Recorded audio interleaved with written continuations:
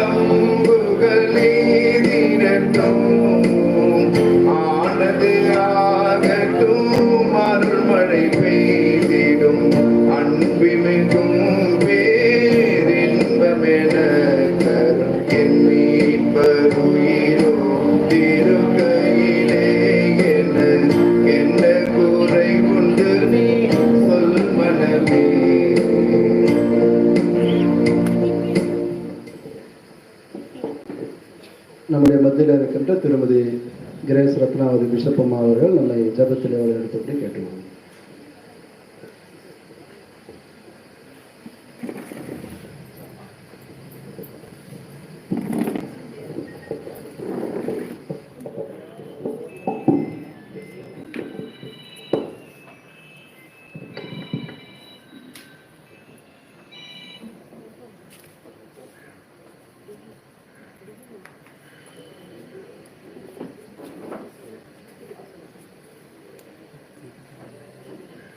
எங்கள்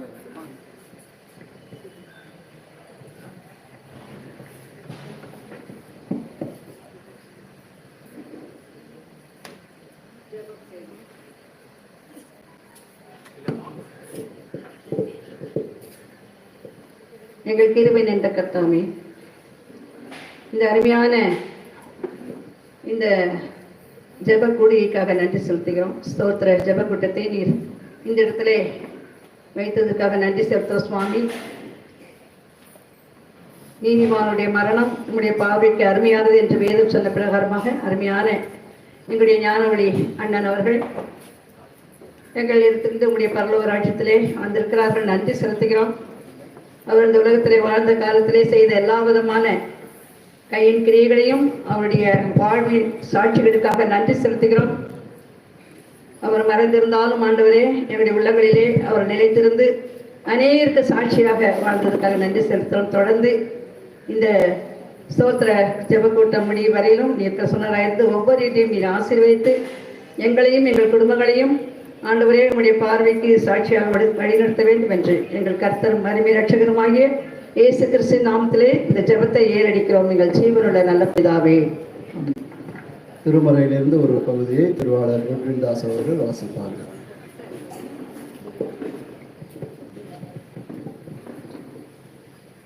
இந்த நாளுக்காக குறிக்கப்பட்ட வேத பகுதி 1 கொரிந்தியர் 15ஆம் அதிகாரம் 11 23 வரை. 1 கொரிந்தியர் 15ஆம் அதிகாரம் வசனங்கள் 11 முதல். ஆகையால் நானாகிலும் அவர்களாகிலும் இப்படியே பிரசங்கித்து வருகிறோம், நீங்களும் இப்படியே விசுவாசித்திருக்கிறீர்கள். கிறிஸ்து மருத்துவரிலிருந்து எழுந்தார் என்று பிரசங்கிக்கப்பட்டிருக்க மருத்துவரின் உயிர்த்தெழுதல் இல்லை என்று உங்களில் சிலர் எப்படி சொல்லலாம்? மருத்துவரின் உயிர்த்தெழுதல் இல்லாவிட்டால் கிறிஸ்துவும் எழுந்திருக்கவில்லையே. கிறிஸ்து எழுந்திருக்கவில்லை என்றால் எங்கள் பிரசங்கமும் விருதா, உங்கள் விசுவாசம் விருதா. மரித்தோர் உயிர்த்தெழாவிட்டால் தேவன் எழுப்பாத கிறிஸ்துவை அவர் எப்படி எழுப்பினார் என்று நாங்கள் தேவனை குறித்து சாட்சி சொன்னதினாலே தேவனுக்காக பொய் சாட்சி சொல்லுகிறவர்களாக காணப்படுவோமே. மரித்தோர் உயிர்த்தெழாவிட்டால் கிறிஸ்துவும் எழுந்திருக்கவில்லை. கிறிஸ்து எழுந்திராவிட்டால் உங்கள் விசுவாசம் வீணாய் இருக்கும், நீங்கள் இன்னும் உங்கள் பாவங்களில் இருப்பீர்கள். கிறிஸ்துவுக்குள் நித்திரை அடைந்தவர்களும் கெட்டிருப்பார்களே. எம்மைக்காக மாத்திரம் நாம் கிறிஸ்துவின் மேல் நம்பிக்கையுள்ளவர்களாக இருந்தால் எல்லா மனுஷரை பார்க்கலும் பரிதபிக்கப்படத்தக்கவர்களாக இருப்போம். கிறிஸ்துவோ மருத்துவரிலிருந்து எழுந்து நித்திரை அடைந்தவர்களில் முதற் பலனானார். மனுஷனால் மரணம் உண்டானபடியால் மனுஷனால் மருத்துவரின் உயிர்த்தெழுதலும் உண்டாயிற்று. ஆதாமுக்குள் எல்லாரும் மரிக்கிறது போல கிறிஸ்துவுக்குள் எல்லாரும் உயிர்ப்பிக்கப்படுவார்கள். அவனவன் தன் தன் வரிசையிலே உயிர்ப்பிக்கப்படுவான். முதற் பலனானவர் கிறிஸ்து, பின்பு அவர் வருகையில் அவருடையவர்கள் உயிர்ப்பிக்கப்படுவார்கள் என்பவர்களே. நாம் எல்லாரும் எழுதுகின்ற அருமையான ஐயா திருவாளர் ஞானவழி டேவிட் அவருடைய திருவுருவப்படத்தை அவருடைய சகோதரர் திருவாளர் கேபா டேவிட் அவர்கள் தெரிந்து வைக்குமாறு நான் கேட்டுக்கொள்கிறேன். கேபா.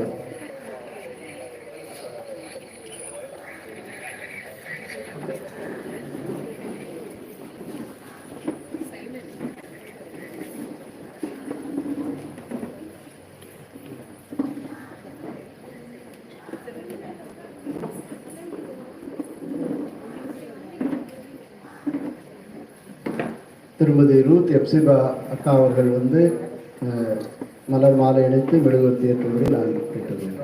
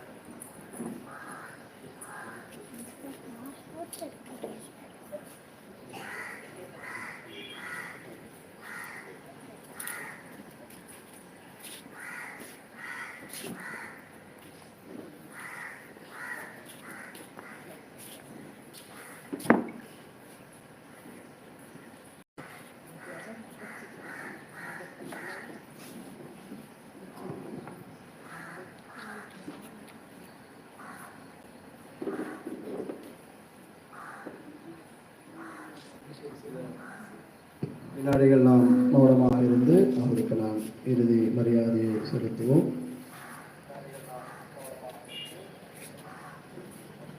உயிர்த்தெழுதலின் நம்பிக்கையோடு அவருடைய விசுவாச பிரமாணத்தை அறிக்கை செய்வோம். வானத்தையும் பூமியும் படைத்த சர்வ வல்லமுள்ள பிதாவாகிய கடவுளை விசுவாசிக்கிறேன். அவருடைய ஒரே குமாரனும் நம்முடைய ஆண்டவருமாகிய இயேசு கிறிஸ்துவை விசுவாசிக்கிறேன்.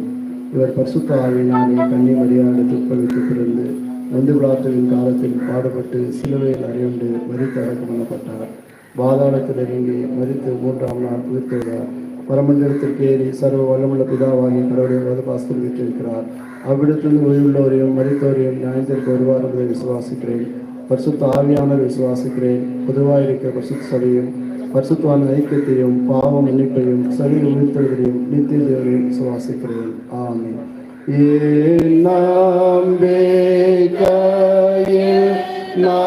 நாங்களும் ஓமோது சீஷர் போலவும் தப்பா நீரை நீர்கவின் தடாட்சம் செய்யும். ஜெபம் செய்வோம்.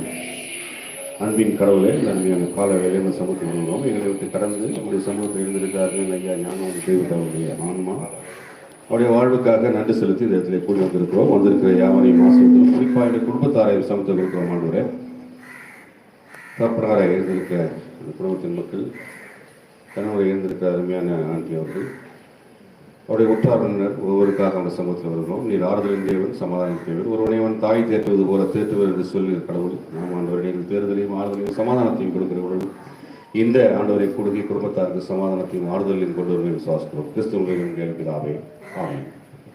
அனைவரும்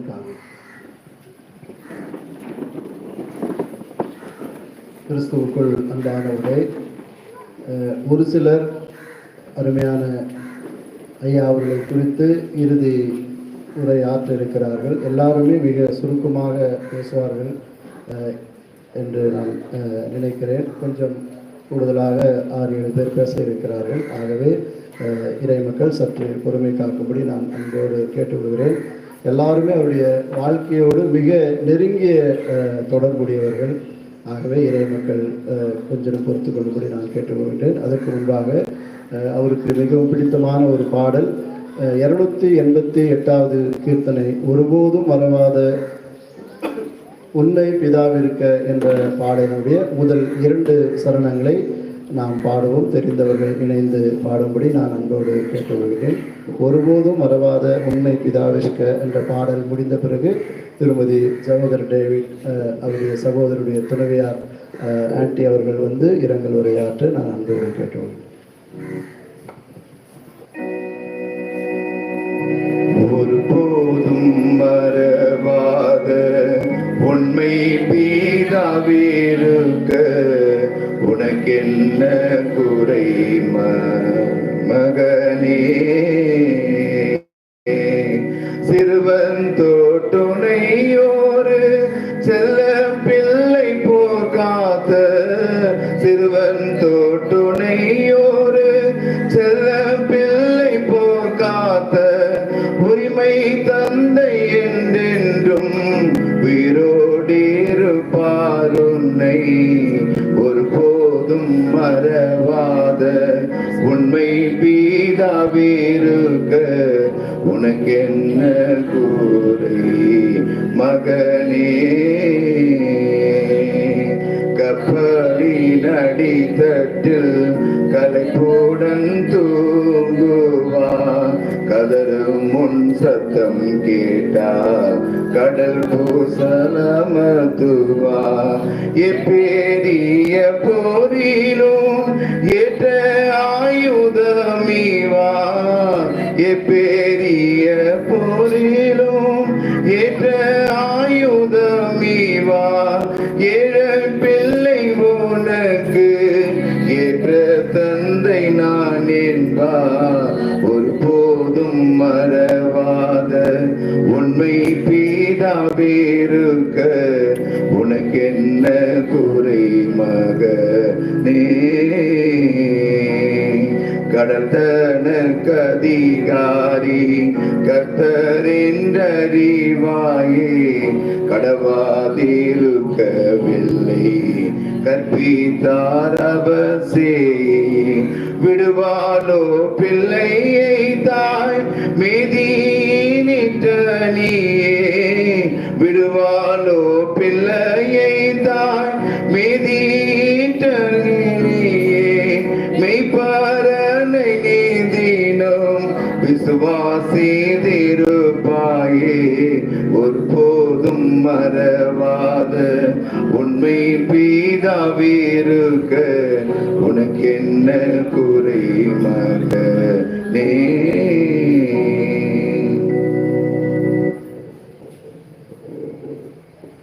கர்த்தருடைய பரிசுத்த நாமத்துக்கு ஸ்தோத்திரம் உண்டாவதாக. இந்த நேரத்தில் மிஸ்டர் ஞானவழி தேவியை பற்றி சில வார்த்தைகள் கூறும்படியாக நான் இங்கே வந்திருக்கிறேன். நான் வந்து திருமதி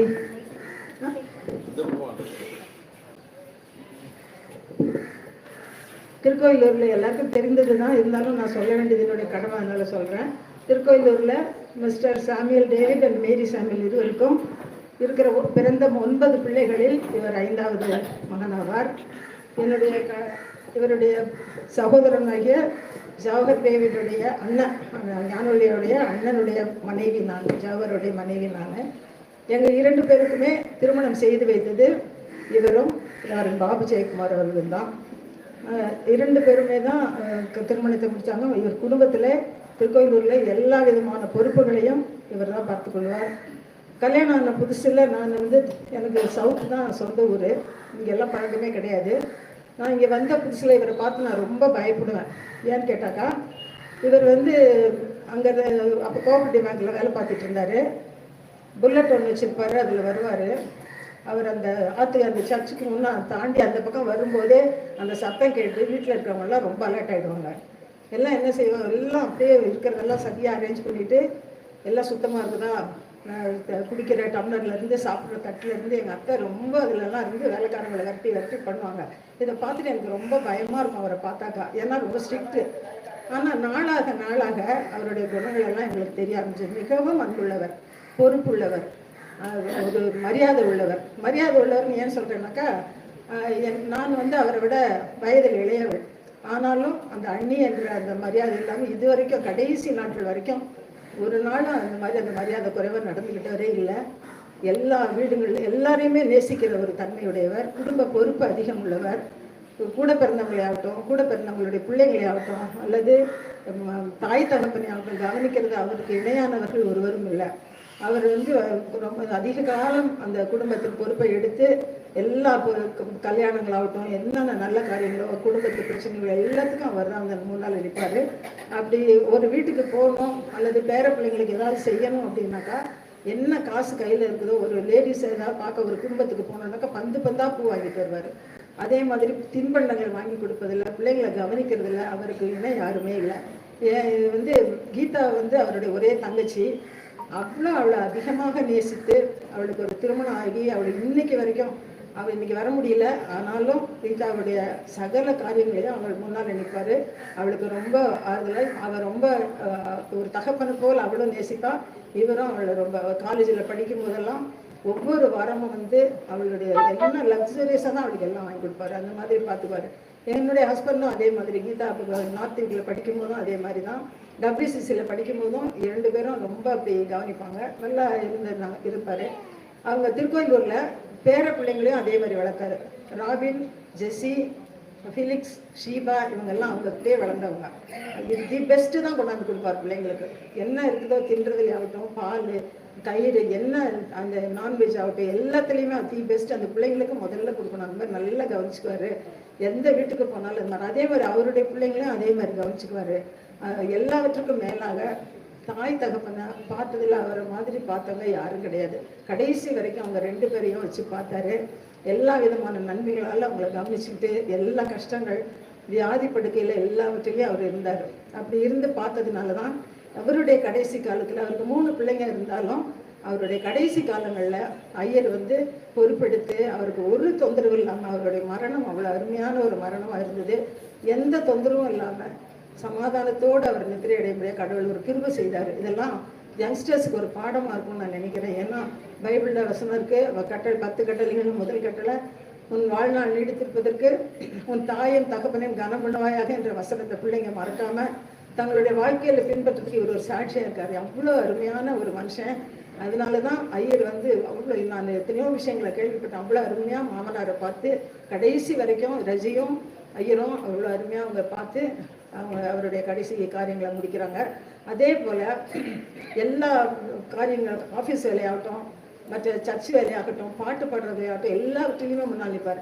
என்னுடைய ஹஸ்பண்ட் இறந்து 3 நாட்கள் என்னுடைய மகள் வெளிநாட்டில் இருந்ததுனால வர வரைக்கும் நாங்கள் 3 நாட்கள் வீட்டில் வச்சுருந்தோம். அந்த 3 நாட்களும் அவருடைய பேரன் கார்பினை வச்சு வீட்டில் ஒரு கீபோர்டு வச்சு அவ்வளோ பாட்டுங்களும் 3 நாட்களும் பாடினார்.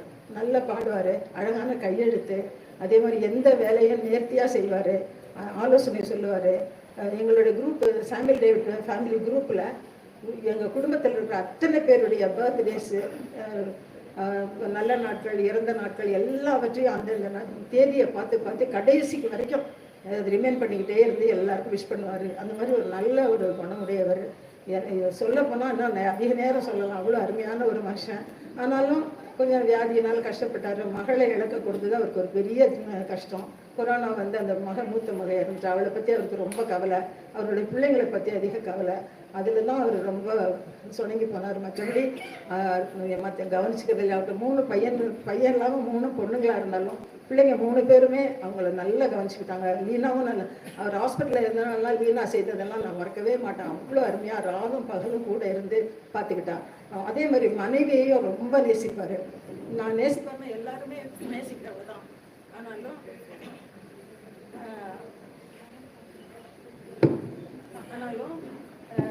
எங்கேயாவது ஒரு இடத்துக்கு போகணும்னாக்கா, ஹலோ எங்கேயாவது ஒரு இடத்துக்கு மனைவியை கூட்டிகிட்டு போகணுன்னா ஒரு நாள் பஸ்ஸில் எதுலேயுமே ஏற்றவே மாட்டார். ஒன்று கார் அல்லது ஆட்டோ. அவர் கையில் பணம் இருக்குதோ இல்லையோ அவ்வளோ சுகமாக கடைசி நாட்கள் வரைக்கும் குளோரியை நல்லா பார்த்துக்கிட்டு இருந்தார். இன்னைக்கு வந்தப்போ கூட குளோரி சொல்கிறா, என்னை பக்கத்தில் வந்து உட்காருன்னு சொல்லி அந்த நேரத்தில் கூட ரொம்ப அருமையாக கவனிப்பார். ஒரு விஷ் பண்ணுறாருனாக்கா நான் ஞானொலின்னு போட்டுட்டு கூடவே குளோரி, நம்ம ஃபோன் பண்ணோம்னா இருங்க நீ குளோரிகிட்ட கொடுக்குறேன் அப்படின்னு தான் சொல்லுவார். குளோரின்னு அந்த மாதிரி மனைவியே அதிகமாக நேசித்தார். அந்த மாதிரி அன்பு செலுத்துறதுலையும் மரியாதை செலுத்துறதுலையும் பொருட்களை செய்கிறதுலையும் அவருக்கு நிகர் அவர் தான். அதை வைக்கும்போது நான் என்ன யோசிக்கிறேன்னாக்கா, பைபிள் வசனத்தின்படி நல்ல போராட்டத்தை போராடினேன், ஓட்டத்தை முடித்தேன், விசுவாசத்தை காத்துக்கொண்டேன்ற வசனம் தான் எனக்கு ஞாபகம் இருக்குது. அதோட அவர் சென்னையில் வந்து சாந்தோம் இங்கிலீஷ் சர்ச்சில் ஒர்க் பண்ணிட்டு இருந்தார், அக்கௌண்ட்ஸ் பார்த்துட்டு இருந்தார். அப்போது அங்கே இருக்கிற மேகசினில் இங்கிலீஷில் எவ்ரி மந்த் ஒரு மெசேஜ் கொடுப்பாரு. கடைசி அவர் போன நவம்பரில் கூட, நவம்பர் வரைக்கும் கொடுத்துருக்காருன்னு நினைக்கிறேன். அந்த மாதிரி டிசம்பர் கொடுத்துட்டாரு, ஜனவரிக்கும் கொடுத்துருக்காரு. அந்த மாதிரி கடைசி வரைக்கும் அவர் வந்து அந்த மெசேஜ் எழுதி அனுப்புறதுல இங்கிலீஷ்லேயே எழுதி சாந்தோம் இங்கிலீஷ் சர்ச்சுக்கு அவர் கொடுத்துக்கிட்டு இருந்தார். அவருடைய கடைசி ஆசை அங்கே வந்து அவருடைய ஃபியூனரில் இருக்கணும்னு நினச்சாங்க. ஆனால் சில காரியங்கள்னால முடியல, பரவாயில்ல. ஆனாலும் கடவுள் அவருடைய வாழ்க்கையை அதிகமாக ஆசீர்வதித்து அநேகருக்கு முன்மாதிரியாக அவர் வாழ்ந்து போயிருக்கிறார்ன்றது மறந்து போகாமல் அவர்கிட்ட இருக்கிற நல்ல குணங்களை எல்லாம் இப்போ இருக்கிற யங்ஸ்டர்ஸ் பின்பற்றி தங்களுடைய வாழ்க்கையை கடவுளுக்குள்ளாக இன்னும் சீராக வைத்துக்கொள்ள வேண்டியது கேட்கிறேன். நன்றி. தொடர்ந்து திருமதி நிர்மலா கேபா ஆண்டி அவர்கள், அவருடைய சகோதரருடைய துணைவியார் அவர்கள் வந்து ஒரு சில வார்த்தைகள் பேசும்படி நான் அன்போடு அழைக்கின்றேன்.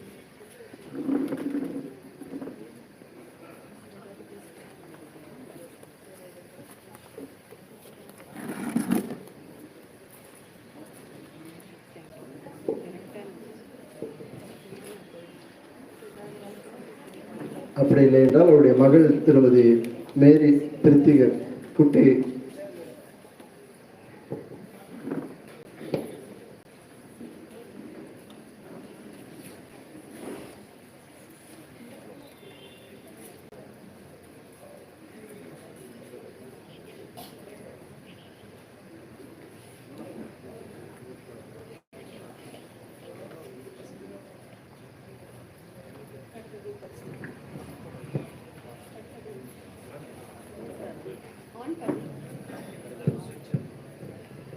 கர்த்தருடைய பரிசுத்த நாமத்துக்கு ஸ்தோத்திரம். எங்கள் டேடியோட ஸ்தோத்திர ஜப கூட்டத்திற்கு வந்திருக்கிற எல்லா ஆயர்களுக்கும் கர்த்தருடைய நாமத்தினாலே ஸ்தோத்திரங்களை செலுத்துகிறேன். சபையின் பெரியவர்கள் எல்லாருக்கும் கர்த்தருடைய நாமத்தினாலே ஸ்தோத்திரம் செலுத்துகிறேன். நம்ம ஃபேமிலியிலேருந்து பெரியவர்கள் கேபாச்சிட்டப்பா சின்ன பெருமா கிறிஸ்டியானிட்டி மகள் எதாக இருந்தாலும் டிஸ்டன்ஸ் பார்க்காம டேடிக்காக வந்து இந்த கூட்டத்தில் கலந்து கொண்டதுக்காக கர்த்தரை நன்றியோடு ஸ்தோத்திரிக்கிறேன்.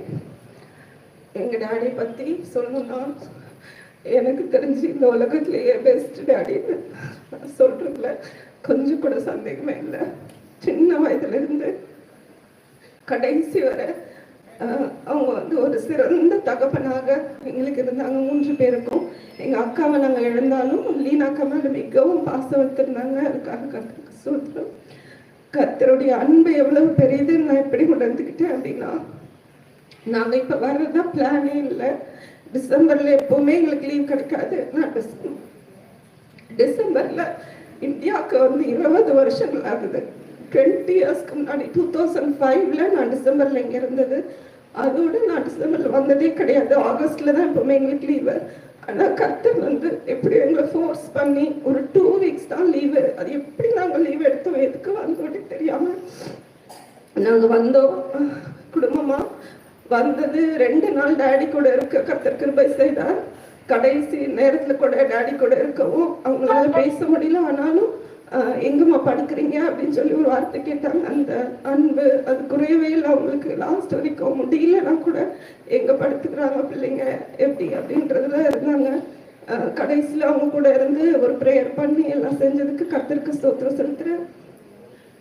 எங்க டாடி வந்து எப்படின்னா சர்ச் சென்டருக்கா இருப்பாங்க. சர்ச்ல அவருக்கு சின்ன வயசுல இருந்து யாராவது நம்ம பாஸ்டர்ஸ் எல்லாம் வந்தாங்கன்னா அவங்களுக்கு வந்து ஓடி ஓடி செய்யணும். எங்களையும் வந்து பரிமாறுறதுல எல்லாத்துலயும் ரொம்ப கவனிப்பாங்க. சர்ச்ல சென்ட்ரிக்கா ரொம்ப ஆலயத்தை நேசிச்சு அவங்க இருந்தாங்க. அதே மாதிரி ஃபேமிலி ரிலேஷன்ஸ் ரொம்ப நேசிக்கிறவங்களா இருந்தாங்க. எங்க டாடி அம்மாச்சி தாத்தாவெல்லாம் ரொம்ப நேசித்து அவங்க செஞ்சதை வந்து நான் கண்ணால பார்த்துருக்கேன். அதுக்காக கர்த்தருக்கு ஸ்தோத்திரம். எந்த பிரச்சனைன்னு சொல்லி வந்தாலும் எங்க டாடிக்கிட்ட ஒரு சொல்யூஷன் இருக்கும். அவங்க வந்து அது என்ன ஒரு எந்த விதத்துல இருந்தாலும் அதுக்கு ஒரு சொல்யூஷன் கொடுப்பாங்க. அதை சால்வ் பண்ணுவாங்க. ப்ரேயர்ஃபுல்லா அதை செய்வாங்க. அப்படி ஒரு தகப்பனை கர்த்தர் எங்களுக்கு கொடுத்ததுக்காக நான் கர்த்தருக்கு ஸ்தோத்திரம் செலுத்துறேன். அப்புறம் எல்லாரையும் உபசரிக்கிறதுல அமைதியா எல்லா காரியத்தையும் செய்வாங்க. பொறுமையா செய்வாங்க. அவங்களுடைய வார்த்தைகள் வந்து ரொம்ப வந்து நல்ல ஒரு வார்த்தைகளா இருக்கும். அதெல்லாம் எங்க டாடிக்கிட்ட நான் கத்துக்கிறேன். நாங்களும் அதை வந்து வாழ்க்கையில கடைபிடிக்கணும்னு சொல்லி நான் கர்த்தருக்கு ஸ்தோத்திரிக்கிறேன், வாஞ்சையா இருக்கிறேன். அப்புறம் வந்து எங்க டாடியோட எல்லா இந்த சக்சஸ்க்கும் அவங்க வேலையிலையும் சர்ச்ல ஃபேமிலியில எல்லாத்துலயும் வந்து அவங்க சக்சஸ்ஃபுல்லா அவங்க இருக்கிறதுக்கு ஒரு பெரிய காரணம் எங்க அம்மான்னு நான் நினைக்கிறேன். அவங்களுடைய தியாகம். டாடிக்காகவே தான் அவங்க இருந்தாங்க. ஒரு நிமிஷமும் டாடி நகுந்தாங்கன்னா என்ன வேணும்னு அவங்களுக்கு தெரியும். குளிக்க போறாங்கன்னா அவங்களுக்கு என்ன வேணும்ன்றது அந்த டவலை கொண்டு போடுவாங்க. மீன்ஸ் அவங்க டாடிக்கு ஒண்ணுமே செய்ய தெரியாது. எல்லாமே மம்மி வந்து பின்னாடி இருந்து செய்து அவங்க அதே மாதிரி குடும்பத்துல எல்லாரையும் நேசிச்சு அனுசரித்து எங்க அம்மா வந்து செய்வாங்க. அந்த தியாகத்துக்காகவும் கர்த்தருக்கு நான் ஸ்தோத்திரம் செலுத்துறேன். எங்க டாடி வந்து பணத்து மேலேயோ சொத்து மேலேயோ அதிகமா வந்து அவங்க அதை சேர்த்து வைக்கணும் அந்த எண்ணம்லாம் அவங்களுக்கு இல்லை. ஆனா ரிலேஷன்ஷிப்பை உறவுகளை ரொம்ப வந்து அவங்க அதை காப்பாத்திக்கணும்னு நினைப்பாங்க. அந்த ஒரு குணத்துக்காகவும் நான் கர்த்தரை ஸ்தோத்திரிக்கிறேன். செல்வராஜ் மாமாக்காகவும் ரஜிகாக்காகவும் நான் மிகவும் நன்றி உள்ளா இருக்கேன். நான் ரொம்ப தூரத்துல இருந்து இருக்கிறதுனால என்னால வந்து அப்பாவை அடிக்கடி பார்த்துக்க முடியாது. ஆனா மாமாவும் அக்காவும் வந்து கடைசி வரை அவங்கள வச்சு பார்த்தாங்க. அதுக்காக நான் அவங்களுக்கு நன்றி செலுத்துறேன். லீனாக்காவுடைய காரியத்துக்காகவும் நன்றி செலுத்துறேன். லீனாக்காவும் ரொம்ப நாள் வந்து டாடி மம்மி கூட இருந்து அவங்களோட வியாதி நேரத்துல கூட இருந்து பார்த்துக்கிட்டாங்க. அதுக்காக ஸ்தோத்திரம். அந்த குடும்பத்தை கர்த்தர் ஆசீர்வதிப்பாராங்க. எங்க குடும்பத்துல இருக்கிற எல்லாருக்காகவும் இங்க வந்திருக்கிற இந்த ஸ்தோத்திர கூட்டத்துக்கு வந்திருக்கிற எங்க அப்பாக்காக வந்திருக்கிற ஒவ்வொருக்காகவும் நான் நன்றி செலுத்துறேன். கர்த்தர் எல்லாரையும் ஆசீர்வதிக்குமாறு நான் ஜெபம் பண்ணி கொள்ளுகிறேன். இந்த சபை சொல்லணும்னா இங்க இருக்கிற சபையார் இந்த சர்ச்ல இருக்க ஒவ்வொருவரும் எங்க ஃபேமிலிக்கு டாடியோட டெத்துல பாராட்டின அன்பு, செய்த உதவிகள் எல்லாம் நான் கண்ணால் பார்த்து நான் வந்து ரொம்ப ஆச்சரியப்பட்டேன். இந்த ப்ரேயர் மீட்டிங் கூட எல்லாமே இந்த சபையில் எவ்வளோ ஹெல்ப் பண்ணியிருக்கிறீங்க. எல்லாருக்காகவும் நான் கர்த்தரை நன்றியோடு ஸ்தோத்திரிக்கிறேன். எங்கள் டாடியோட வாழ்க்கையை நானும் அவங்களோட நல்குணங்களை நாங்களும் பின்பற்றி சபைக்கு, குடும்பத்துக்கு, இந்த சமுதாயத்துக்கு ஒரு சாட்சியாக இருக்கணும். கர்த்தர் வந்து வரும்பொழுது எங்கள் டாடி வந்து அவங்க டைரியில் கடைசி நாட்களில் எழுதி வச்சிருந்த வசனத்தை தான் இங்கே வந்து இந்த பேனரில் போட்டிருக்காங்க. உத்தமமான வழியிலே விவேகமாய் நடப்பேன், எப்பொழுதும் என்னிடத்தில் வருவீர், என் வீட்டிலே உத்தம இருதயத்தோடு நடந்து கொள்ளுவேன். சங்கீதம் 101:2 போல நாங்களும் இந்த குடும்பத்தின் பிள்ளைகள் எல்லாரும் கர்த்தரோட பாதத்தில் உத்தமமாக நடந்து அவருக்கு உள்ள பிள்ளைகளாக இருக்க நாங்கள் வாஞ்சிக்கிறோம். எல்லாருக்கும் நன்றி செலுத்துறேன். கர்த்தருக்கு ஸ்தோத்திரம். ஃபேமிலி சாங் பாடணும். ஃபேமிலி மெம்பர்ஸ் வந்து அந்த பாடலை பாடுவதை சீக்கிரமாக ஃபேமிலி சாங் முடிஞ்ச பிறகு திருமதி கீதா ராபின் அவர்கள் பேசும்படி நான்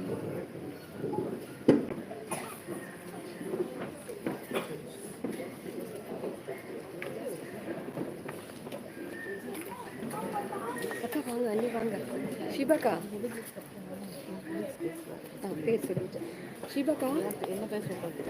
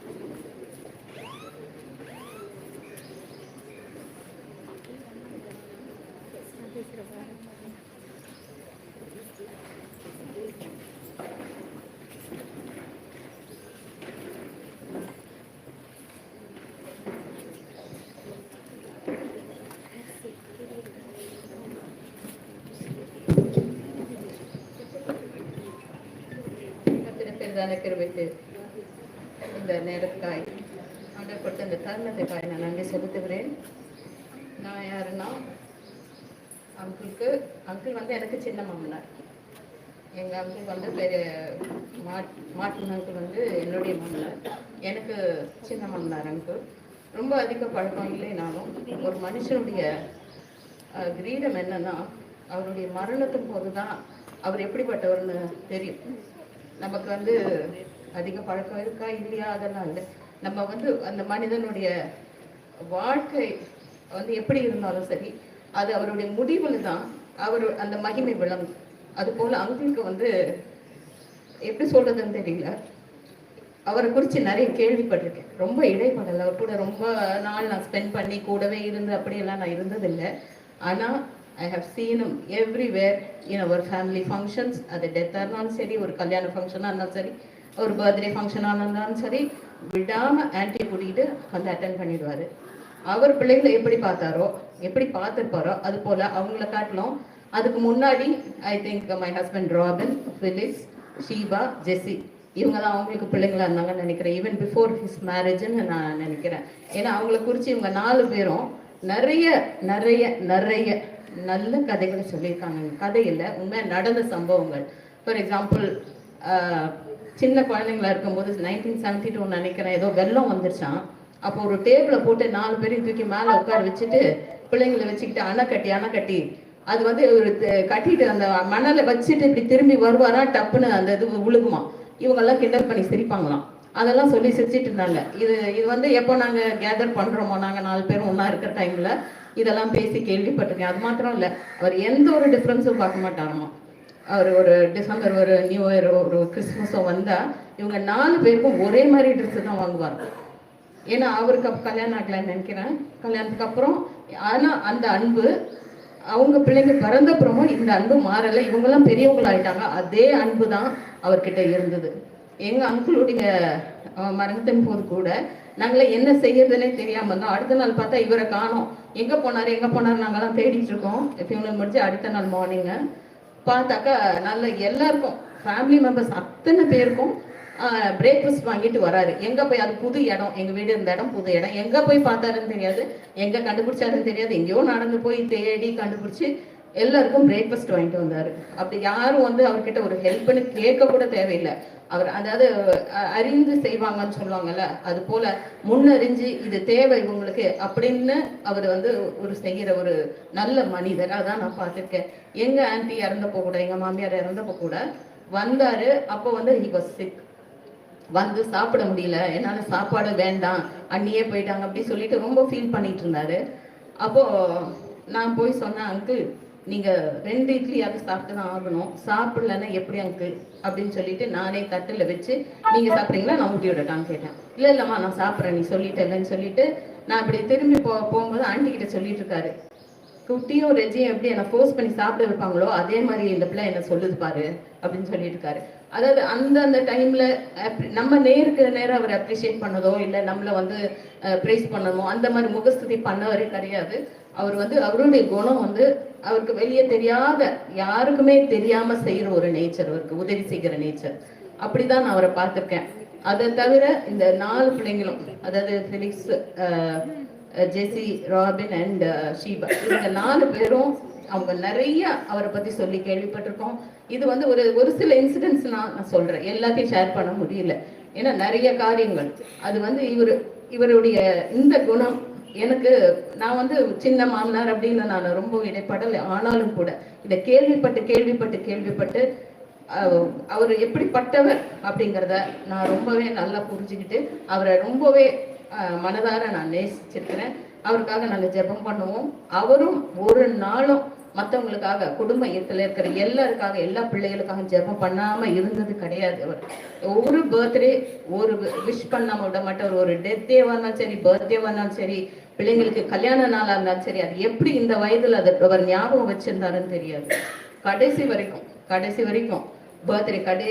பர்த்டே வரைக்கும் அவர் ஞாபகம் வச்சு எல்லாரையும் விஷ் பண்ண மறந்ததே கிடையாது. முதல் விஷ் அவருதான் தான் இருக்கும். எங்க சாமுவல் டேவிட் ஃபேமிலி அந்த குரூப் இருக்கு, வாட்ஸ்அப் குரூப், அதுல அவருடைய அந்த விஷ் ஃபர்ஸ்ட் அவர்கிட்ட இருந்து தான் வரும்.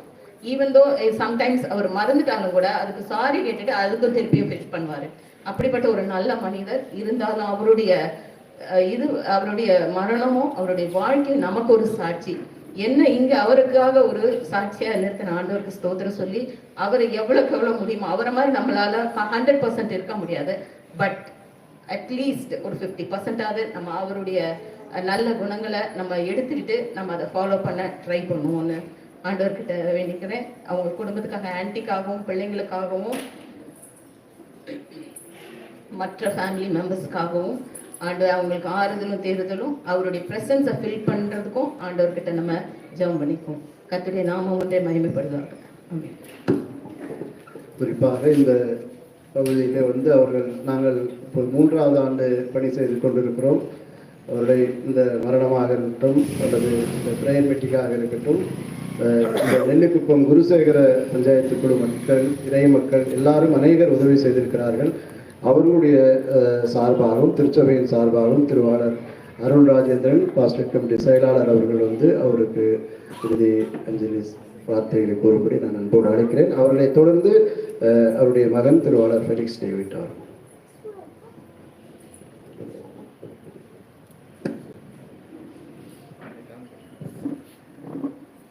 கிறிஸ்துவர்கள் அன்பான இறை மக்கள் அனைவருக்கும் இந்த வருடத்தினுடைய முதல் ஞாயிற்றுக்கிழமையின் போர்த்தலைகளையும் வாழ்த்துதலையும் தெரிவித்துக் கொள்கிறேன்.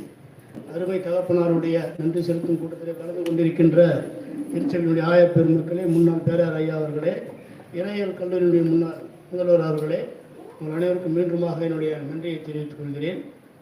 விசேஷமாக தகப்பனாரை குறித்ததான வார்த்தைகளை ஒரு சில வார்த்தைகளை பேச வேண்டும் என்று ஆயர் இடத்தில் கேட்டபொழுது அதிகமான ஒரு நெருக்கம் இல்லாத ஒரு சூழ்நிலை இருந்தாலும் ஒரு சில வார்த்தைகளை உங்களுடன் பகிர்ந்து கொள்ள விரும்புகிறேன். தகப்பனாரை பொறுத்தவரையில் ஆலயத்தினுடைய எந்தவித ஆராதனையாக இருந்தாலும் முதல் நபராக ஆலயத்திலே அமர்ந்திருப்பார். ஆலயம் முடிந்தவுடன் அனைவரையும் சந்தித்து தன்னுடைய வாக்குகளை கூறுவார். அது மட்டும் இல்லாமல் சிறப்பு நிகழ்வுகளிலே ஆலயத்தினுடைய ஆல்டரை புகைப்படம் எடுப்பதில் அவர் மிகவும் விருப்பமுள்ளவராக நான் பார்த்திருக்கிறேன்.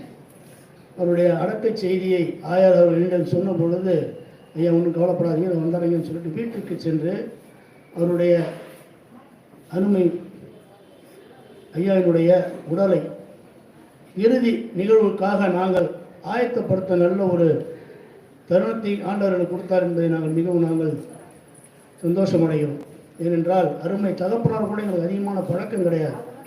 அம்மாவோடும் ஐயாவோடும் நாங்கள் நெருங்கிய பழங்குவதை மட்டும் நினைவு கூறாமல் அவருடைய பழக்க வழக்கங்களை நம் அனைவரும் தெரிந்து கொள்ள வேண்டும். ஐயாவை பற்றி நாம் தெரிந்து கொள்ள வேண்டும் என்றால் அவருடைய உடன் பிறந்த சகோதரர்கள் அருமை அண்ணன் கேபா அண்ணன் அவர்களை நான் சிறு வயது முதல் அறிந்திருக்கிறேன்.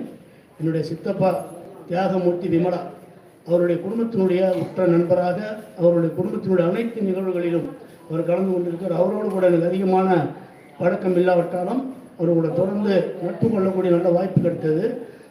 ஐயாவுடைய சகோதரர் நம்முடைய முன்னாள் செயலாளர் ஐயா அவர்கள் பாபு ஜெயக்குமார் அவரும் என்னுடைய குடும்பத்தாரும் என்னுடைய தகப்பனாரும் உற்ற நண்பர்களாய் திருச்சபையிலே பணியமர்ந்திருக்கிறார்கள். அவர்கள் மூலமாக இந்த குடும்பத்தை நாம் அறிந்திருக்கிறோம். விசேஷமாக தகப்பனாருடைய அடக்க ஆராதனை திருக்கோயில் ஆலயத்தில் நடைபெற்ற பொழுது அவரை கொடுத்தான ஒரு நல்ல சாட்சி.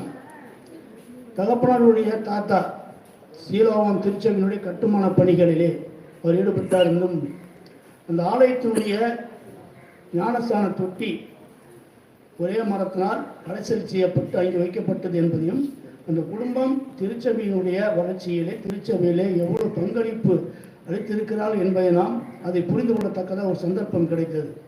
நம்முடைய பிள்ளைகளும் நாமும் ஒரு அடக்க ஆராதனையிலே கலந்து கொள்வதை ஒரு சடங்காக ஏதோ மரணம் நிகழ்ந்து விட்டது, ஆலயத்துக்கு போக வேண்டும் என்று இல்லாமல் அங்கே சொல்லப்படுகின்ற அவர்களுடைய சாட்சிகளை குறித்ததான ஒரு நல்ல கருத்துக்களை, நல்ல நிகழ்வுகளை நாம் தெரிந்து கொள்ள நாம் முற்பட வேண்டும்.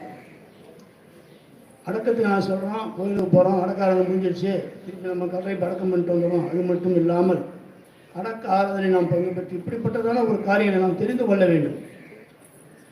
நம்முடைய முன்னோர்களை கேட்டு நாம் நம்முடைய வாழ்க்கையை அறிந்து கொள்ள வேண்டும் என்று வேதம் சொல்லுகிறது. நம்முடைய தாத்தா, நம்முடைய அப்பா இவர்கள் எப்படி வாழ்ந்தார்கள் என்று நமக்கு தெரியாமல் இருந்தாலும் அவரோட பழகியவர்கள், அவருடைய அறிந்தவர்கள் சொல்லுகின்ற கருத்துக்களை கேட்டு நாமும் திருச்சபையிலே நம்முடைய பங்களிப்பை எவ்வாறு கொடுக்க வேண்டும், நம்ம எவ்வாறு செயல்பட வேண்டும் என்பதை நாம் அறிந்து நடந்து கொள்ள வேண்டும். மீண்டுமாக தகப்பனர் இழந்து வருத்தத்தில் இருக்கின்ற அருமை மகள்களுக்கும் பிள்ளைகளுக்கும் அருமை போதகருக்கும் என்னுடைய ஆழ்ந்த இரங்கலையும் ஆதரவையும் தெரிவித்துக் கொள்கிறேன். இந்த வாய்ப்பை கொடுத்த குடும்பத்தாருக்கு நன்றியை தெரிவித்துக் கொள்கிறேன். நன்றி, வணக்கம்.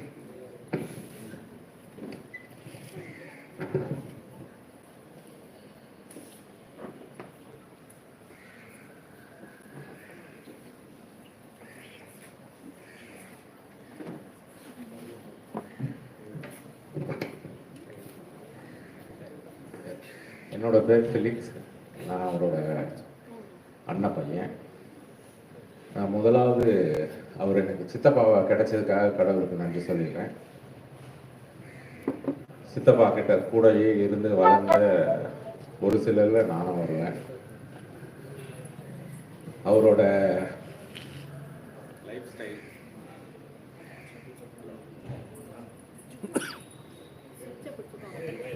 ஹலோ, அவரோட வாழ்க்கையில் அவரை பார்த்து ஒன்று ஒன்று அட்மையர் பண்ணி வளர்ந்தவன் நான். வேஷ்டி சட்டை போட்டு நான் பார்த்த முதல் ஹீரோ என்னோட சித்தப்பா தான். அவர் வேஷ்டி சட்டை போட்டு கல்யாணத்துக்கு கிளம்புறாருன்னா அதோட லுக்கே வேறு மாதிரி இருக்கும். அவர் இன்னும் எனக்கு அப்படியே கண்ணுக்குள்ளேயே இருக்குது. அவர் வேஷ்டி சட்டையில் வருது. கல்யாணத்துக்கு போகும்போது ஒரு லுக்கில் வருவார், வரும்போது வெத்தலை பாக்கு போட்டு ஒரு லுக்கில் வருவார். சின்ன வயசில் நான் இதை பெருசாக அட்மையர் பண்ணி பார்த்து சித்தப்பாவை வளர்ந்தேன். ரொம்ப அன்பானவர்.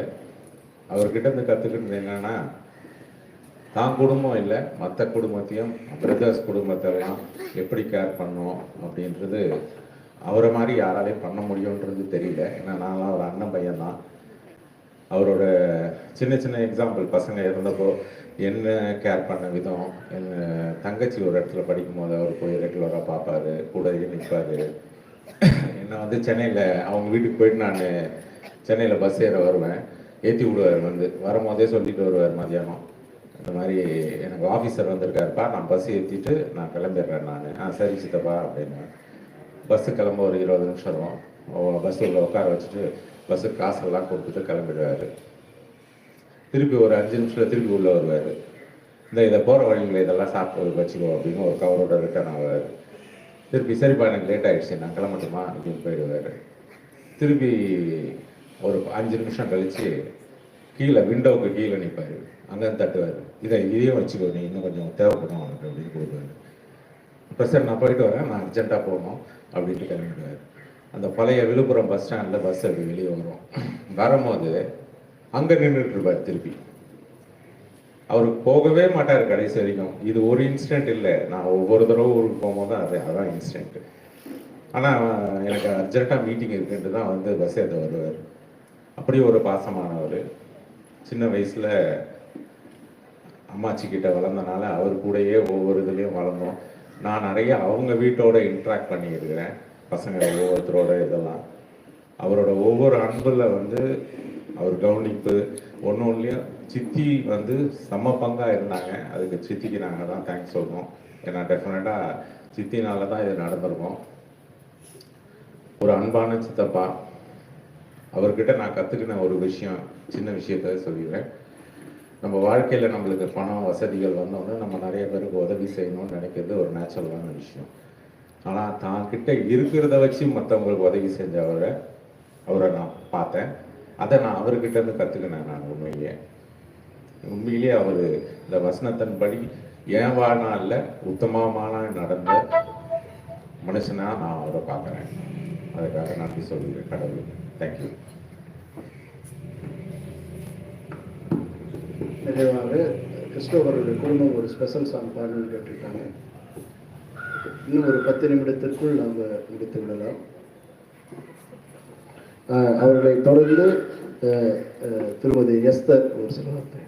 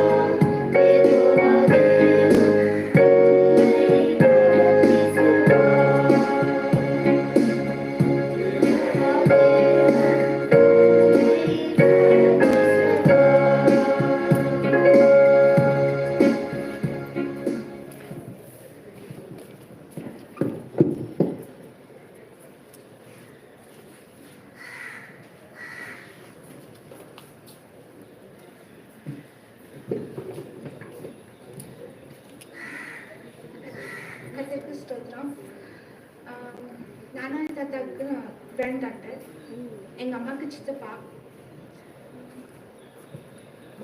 நிறைய விஷயம் எங்களுக்கு சொல்லியிருக்காங்க. சின்ன வயசுலேருந்து அவங்க தாத்தாவை பற்றி எங்களுக்கு நிறைய விஷயம் சொல்லியிருக்காங்க.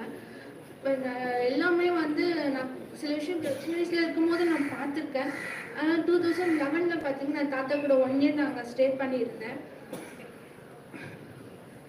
அப்போ வந்து பார்த்தீங்கன்னா மாமா சொன்ன மாதிரி தான், ஆஃபீஸ் நான் போயிட்டு வரும்போது எனக்கு லேட் ஆயிடுச்சுன்னா அந்த பஸ் ஸ்டாப்பில் நிற்பாங்க, சாந்தம் பஸ் ஸ்டாப்பில் நிற்பாங்க. அதே வந்து ஒரு மழை வந்தப்பறம் கொடை எடுத்துட்டு வந்து நிற்பாரு. இது மாதிரி ரொம்ப கேரிங்கான பர்சன் அவர்.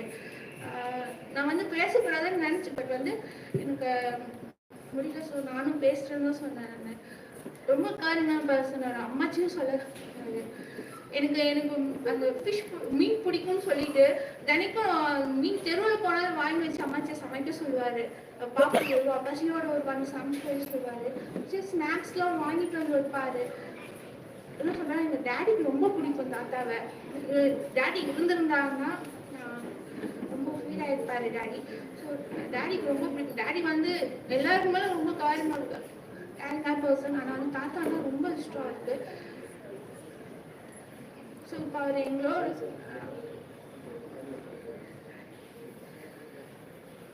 எல்லாருமே சொன்ன விஷயம் தான். ஆனால் வந்து இது சொல்லாத விஷயம் ஒன்று என்னன்னா, அவங்க ஃபேமிலியில் பார்த்தீங்கன்னா எல்லாருமே இந்த சாரி தேங்க்ஸ் அது வந்து வயசு வித்தியாசம் இல்லாமல் தாத்தா சொல்லுவாங்க. ரெஜி சித்தி, லீனா சித்தி, குட்டி சித்தி, அம்மாச்சி இவங்க எல்லார்கிட்டையும் நான் பார்த்தது வந்து வயசு டிஃப்ரெண்ட். அந்த ஈகோ பார்க்காம சாரின்னா சாரி, தேங்க்ஸ்னா தேங்க்ஸ்.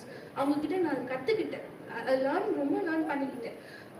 அது வந்து அதுக்கப்புறம் அந்த இது வந்து எங்கள் டேடி கிட்ட அதுக்கப்புறம் நான் டேடி கிட்ட அதை பார்த்தேன்.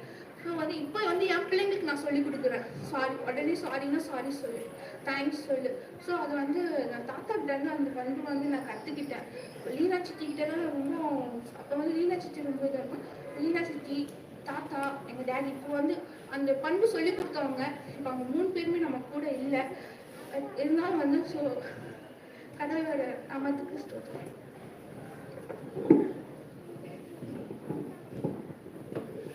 இது ஒரு சிறப்பான ஒரு ப்ரேயர் மீட்டிங் கூட என்னால் சொல்ல முடியும். ஏன்னா அதாவது அவருடைய பிள்ளைங்க, அவருடைய அண்ணன் தம்பி பிள்ளைங்க மாத்திரம் இங்கே வரவில்லை. அவருடைய அதாவது அவங்க அப்பா அங்கிளுடைய அப்பா கூட அந்த ஃபேமிலிஸ் எல்லாமே நிறைய பேர் வந்திருக்கிறாங்க.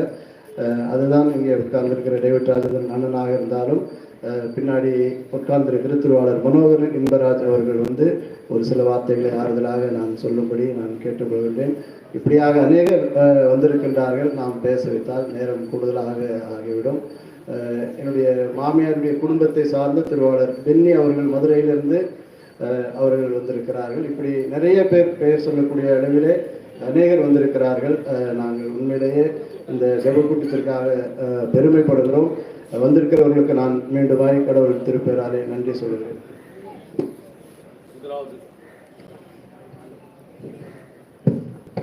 முதலாவது தேவனுடைய நாமத்துக்கு ஸ்தோத்திரமும் மகிமையும் புகழ்ச்சியும் உண்டாவதாக. நான் திருக்கோயிலூரில் வந்திருக்கிறேன். என்னுடைய பேர் மனோகர் இன்பராஜ். என்னுடைய தாத்தாவும் அண்ணனுடைய அப்பாவும் அண்ணன் தம்பிகள். எனக்கு அண்ணன் முறை. அண்ணனை பற்றி சொல்ல வேண்டும் என்றால் ஒரு அன்பு மிக்கவர். எப்பொழுதும் எல்லா குடும்பத்தோரோடும் அன்பாக இருந்து பழகி கொண்டிருந்த ஒரு அண்ணன் அவர்கள். ஞானவழி அண்ணன் என்றால் குடும்பத்தில் தெரியாதவர்களே இருக்காது. ஏனென்றால் திருக்கோவிலூரில் என்னுடைய தாத்தா, அவங்களுடைய அப்பா மற்றும் அதை சார்ந்த மற்றும் அனைத்து அவருடைய சகோதரர்களும் ஒரே இடத்தில் சிவலோகம் சர்ச்சின் பக்கத்திலே இருந்து வளர்ந்த ஒரு பெரிய குடும்பம். தாவீது ஆச்சாரியார் குடும்பம் என்றால் ஒருவேளை நம்மளுடைய ஆற்காட்டில் திருச்சபையிலே தெரியாதவர்கள் இருக்க முடியாது. ஏனென்றால் ஃபஸ்ட்டு எஸ்டாப்ளிஷ் பண்ண பட்டாம்பாக்கம் திருச்சபையில் ஒரு 6 நபர்களில் ஒருவர் வந்து தாவீது ஆச்சாரியார். அவர்களுடைய வழித்தோன்றர்கள் தான் நாங்களும் அண்ணனும் அவர்களும். ஒருவேளை அண்ணன், அதற்கு பிறகு தாத்தா சாமுவேல் டேவிட், அவருடைய தந்தை சாமுவேல் டேவிட், மேரி ஆண்டியும் அவர்கள் ஸ்டீலோவில் தங்கியிருந்தார்கள். அவர்கள் எதிர் வீட்டில் நாங்கள் தங்கியிருந்தோம். ஒருவேளை அண்ணனை குறித்து சொல்ல வேண்டும் என்றால் ஒரு அன்பு மிக்கவர், குடும்ப உறவுகளை எப்பொழுதும் நேசிக்கக்கூடியவர், குடும்ப உறவுகளை கட்டக்கூடியவர். அவ்வளவுதான். எந்த காலகட்டத்திலும் மன வருத்தத்திலோ எந்த பிரச்சனையிலோ பிரிந்து போகக்கூடாது என்று குடும்ப உறவுகளை அதிகமாக நேசிக்கக்கூடியவர், குடும்ப உறவுகளை எப்பொழுதும் தொடர்ச்சியாக செய்து கொண்டிருக்கின்ற ஒரு அண்ணன் அவர்கள். ஒருவேளை அண்ணனோடு பிறந்த மார்ட்டின் அண்ணன் அவர்கள் வந்து ஊட்டியில் இருந்தாங்க. அதனால் அவர் என்னைக்காவது ஒரு விசேஷ நாளில் தான் கிறிஸ்மஸ் சமயத்தில் வருவார். அவருக்கு தொடர்பு வந்து கம்மியாக இருக்கும். அதுக்கடுத்து ஜவஹர் அண்ணன் அவர் சென்னையில் செட்டில் ஆகிட்டார். அவர் கன்லப்பில் ஒர்க் பண்ணி அதிகாரியாக அவரும் விசேஷ நாளில் வருவார். பாபு அண்ணன் வந்து பார்த்தீங்கன்னா அவர் ஐயர் வேலை இருக்கிறனால எல்லா இடங்களும் போயிட்டே இருப்பாருங்க, திருக்கோயிலில் இருக்க மாட்டாருங்க. கேபா அண்ணன் அதே மாதிரி அவர் சென்னையில் அவர் போயிட்டு மாஸ்டராக இருந்து அவர் அங்கே இருந்தனால அவரும் திருக்கோயிலில் அதிகம் இருக்க மாட்டார். கீதா அக்கா அவரோடு கூட இருந்தவங்க. அதுக்கு அடுத்தது பிரேமா அத்தை அக்கா அவர்களும் வந்து பூனாவில் திருமணம் ஆகிட்டதுனால அவர் இருப்பாங்க. அப்போது இவர் மட்டும்தான் திருக்கோவிலூரில் இருந்து ஆண்டியோடு, மேரி ஆண்டியோடும் சாமுவேல் தாத்தாவோடும் கூட இருந்து அங்கே உறவுகளை பலப்படுத்தி கொண்டு இருந்தவர்.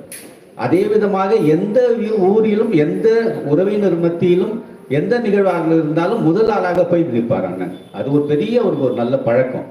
அவருக்கு எந்த திருமணம் என்றால் முதல்ல போய் என்ன செய்ய போறீங்க, என்ன பண்ணிட்டீங்கன்னு சொன்னா அது போய் எல்லாம் அந்த முடிந்து திருமணம் ஆகி அந்த பொண்ணு மாப்பிள்ளை அவங்க அனுப்புற வரைக்கும் கூட இருந்து எல்லாம் பண்ணிக்கிட்டு இருப்பாரு.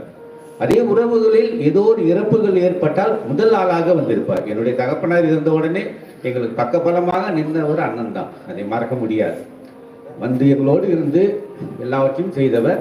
ப்ரேயர் மீட்டிங் வரைக்கும் பிளானிங் என்ன செய்யணும் போகணும் என்று அதை குறித்து ரொம்ப நிர்வகிக்கக்கூடிய ஒரு திறன் மிக்கவர் அண்ணனை பற்றி நிறைய சொல்லிட்டு இருந்தோம். அண்ணன் சொல்லி ஆகணும் இந்த இடத்துல. ஏனென்றால் ஒருவேளை அவர் ஓய்வு காலங்களில் அவர் இந்த சென்னையில் போய் செட்டில் ஆகிட்டார். எதற்கு இதை சொல்ல வேண்டும் என்றால் திருக்கோயிலூரில் அவர் தங்கி எல்லா உறவுகளையும் நேசித்து அது மீது அன்பு ரொம்ப செலுத்துவார். அதுதான். அதே மாதிரி எதிர்பார்க்க மாட்டாரு. ஏதோ ஒரு வேலைன்னா அந்த இடத்துல ஒன்று செய்யணும்னு சொன்னால் இவரே போய் பணம் செலவு பண்ணி ஒருவேளை அவர்கள் கொடுக்கணும், அந்த குடும்பத்திற்கு அவங்க கொடுத்தாதான் செய்யணுன்றதுலாம் கிடையாது. இவரே எல்லாத்தையும் பிளான் போட்டு எல்லாத்தையும் செஞ்சு முடிச்சிருவார். என்னென்ன செஞ்சுட்டு அதெல்லாம் ஒன்றும் இல்லைப்பா போப்பா அப்படின்ட்டு. அதுக்கு பிறகு நம்ம கொடுத்தோமா அதுக்கப்புறம் வாங்குறதுக்கு கூட யோசிப்பார் அண்ணன். ஒருவேளை நல்ல உதவிகள் செய்யக்கூடிய ஒரு நல்ல மனப்பான்மை கொண்ட ஒரு அண்ணன் அவர்கள். அந்த இடத்துல வந்து எந்த நிகழ்வுகள் குடும்பத்தில் நடந்தாலும் அங்கே பார்த்தீங்கன்னா ஷேரிங் உண்டு. எல்லாரும் அந்த ஷேரிங் பண்ணி அது எல்லாத்தையும் பிரேமாண்டி அவங்க சொல்லுவாங்க. பிரேமாண்டி சொன்ன பிறகு எல்லாமே பிரேமாண்டியும் ஜவஹர்னு ஒய்ஃபும் அவங்களுக்கு தான் உட்காந்து அது ரொம்ப பிளான் பண்ணுவாங்க. அது ரெண்டு பேரும் பிளான் பண்ணி அதை வந்து இம்ப்ளிமெண்ட் பண்ணுறது யாருன்னா அண்ணன் தான் பண்ணுவாருங்க. இவர் தான் அந்த குடும்பத்தில் எல்லா நிகழ்வுகளையும் எல்லாவற்றையும் வேண்டுவர். தாத்தா சாம்பல் தாத்தா இருந்த பிறகும் மேரி ஆண்டி இந்த பிறகு கூட எல்லாவற்றையும் கூட அங்கேயே இருந்து ஒருவேளை அவர்கள் பணிகள் உண்டு, ஆனால் இருந்தாலும் அவர் வந்து எப்போ எந்திரிக்கிறாரு என்ன செய்கிறாருன்னா தெரியாதுங்க. எப்பொழுதும் குடும்பத்தின் மீதும் மற்றவர்கள் மீதும் அக்கறை கொண்டவர். ஒருவேளை அவர் அந்த நிலவள வங்கியில் வேலை செய்தார்கள், ஒருவேளை ஒரு கிறிஸ்தவராக அதில் பணிபுரிந்து ஒரு சாட்சி உள்ள ஒரு அண்ணனாக இருந்தார். அநேக மக்களுக்கு கடவுள் எப்படி எல்லாருக்கும் உதவி செய்து வந்தாரோ அதே விதமாக உதவி செய்தார். எந்த எதிர்பார்ப்பும் கைவிட்டு பெறுவதே கிடையாது. அந்த மாதிரி யாராவது பண்ணாங்கன்னா அவர் திட்டிட்டு போடுவார், ஒன்றும் செய்ய மாட்டேன் போ அப்படின்ட்டுவார்.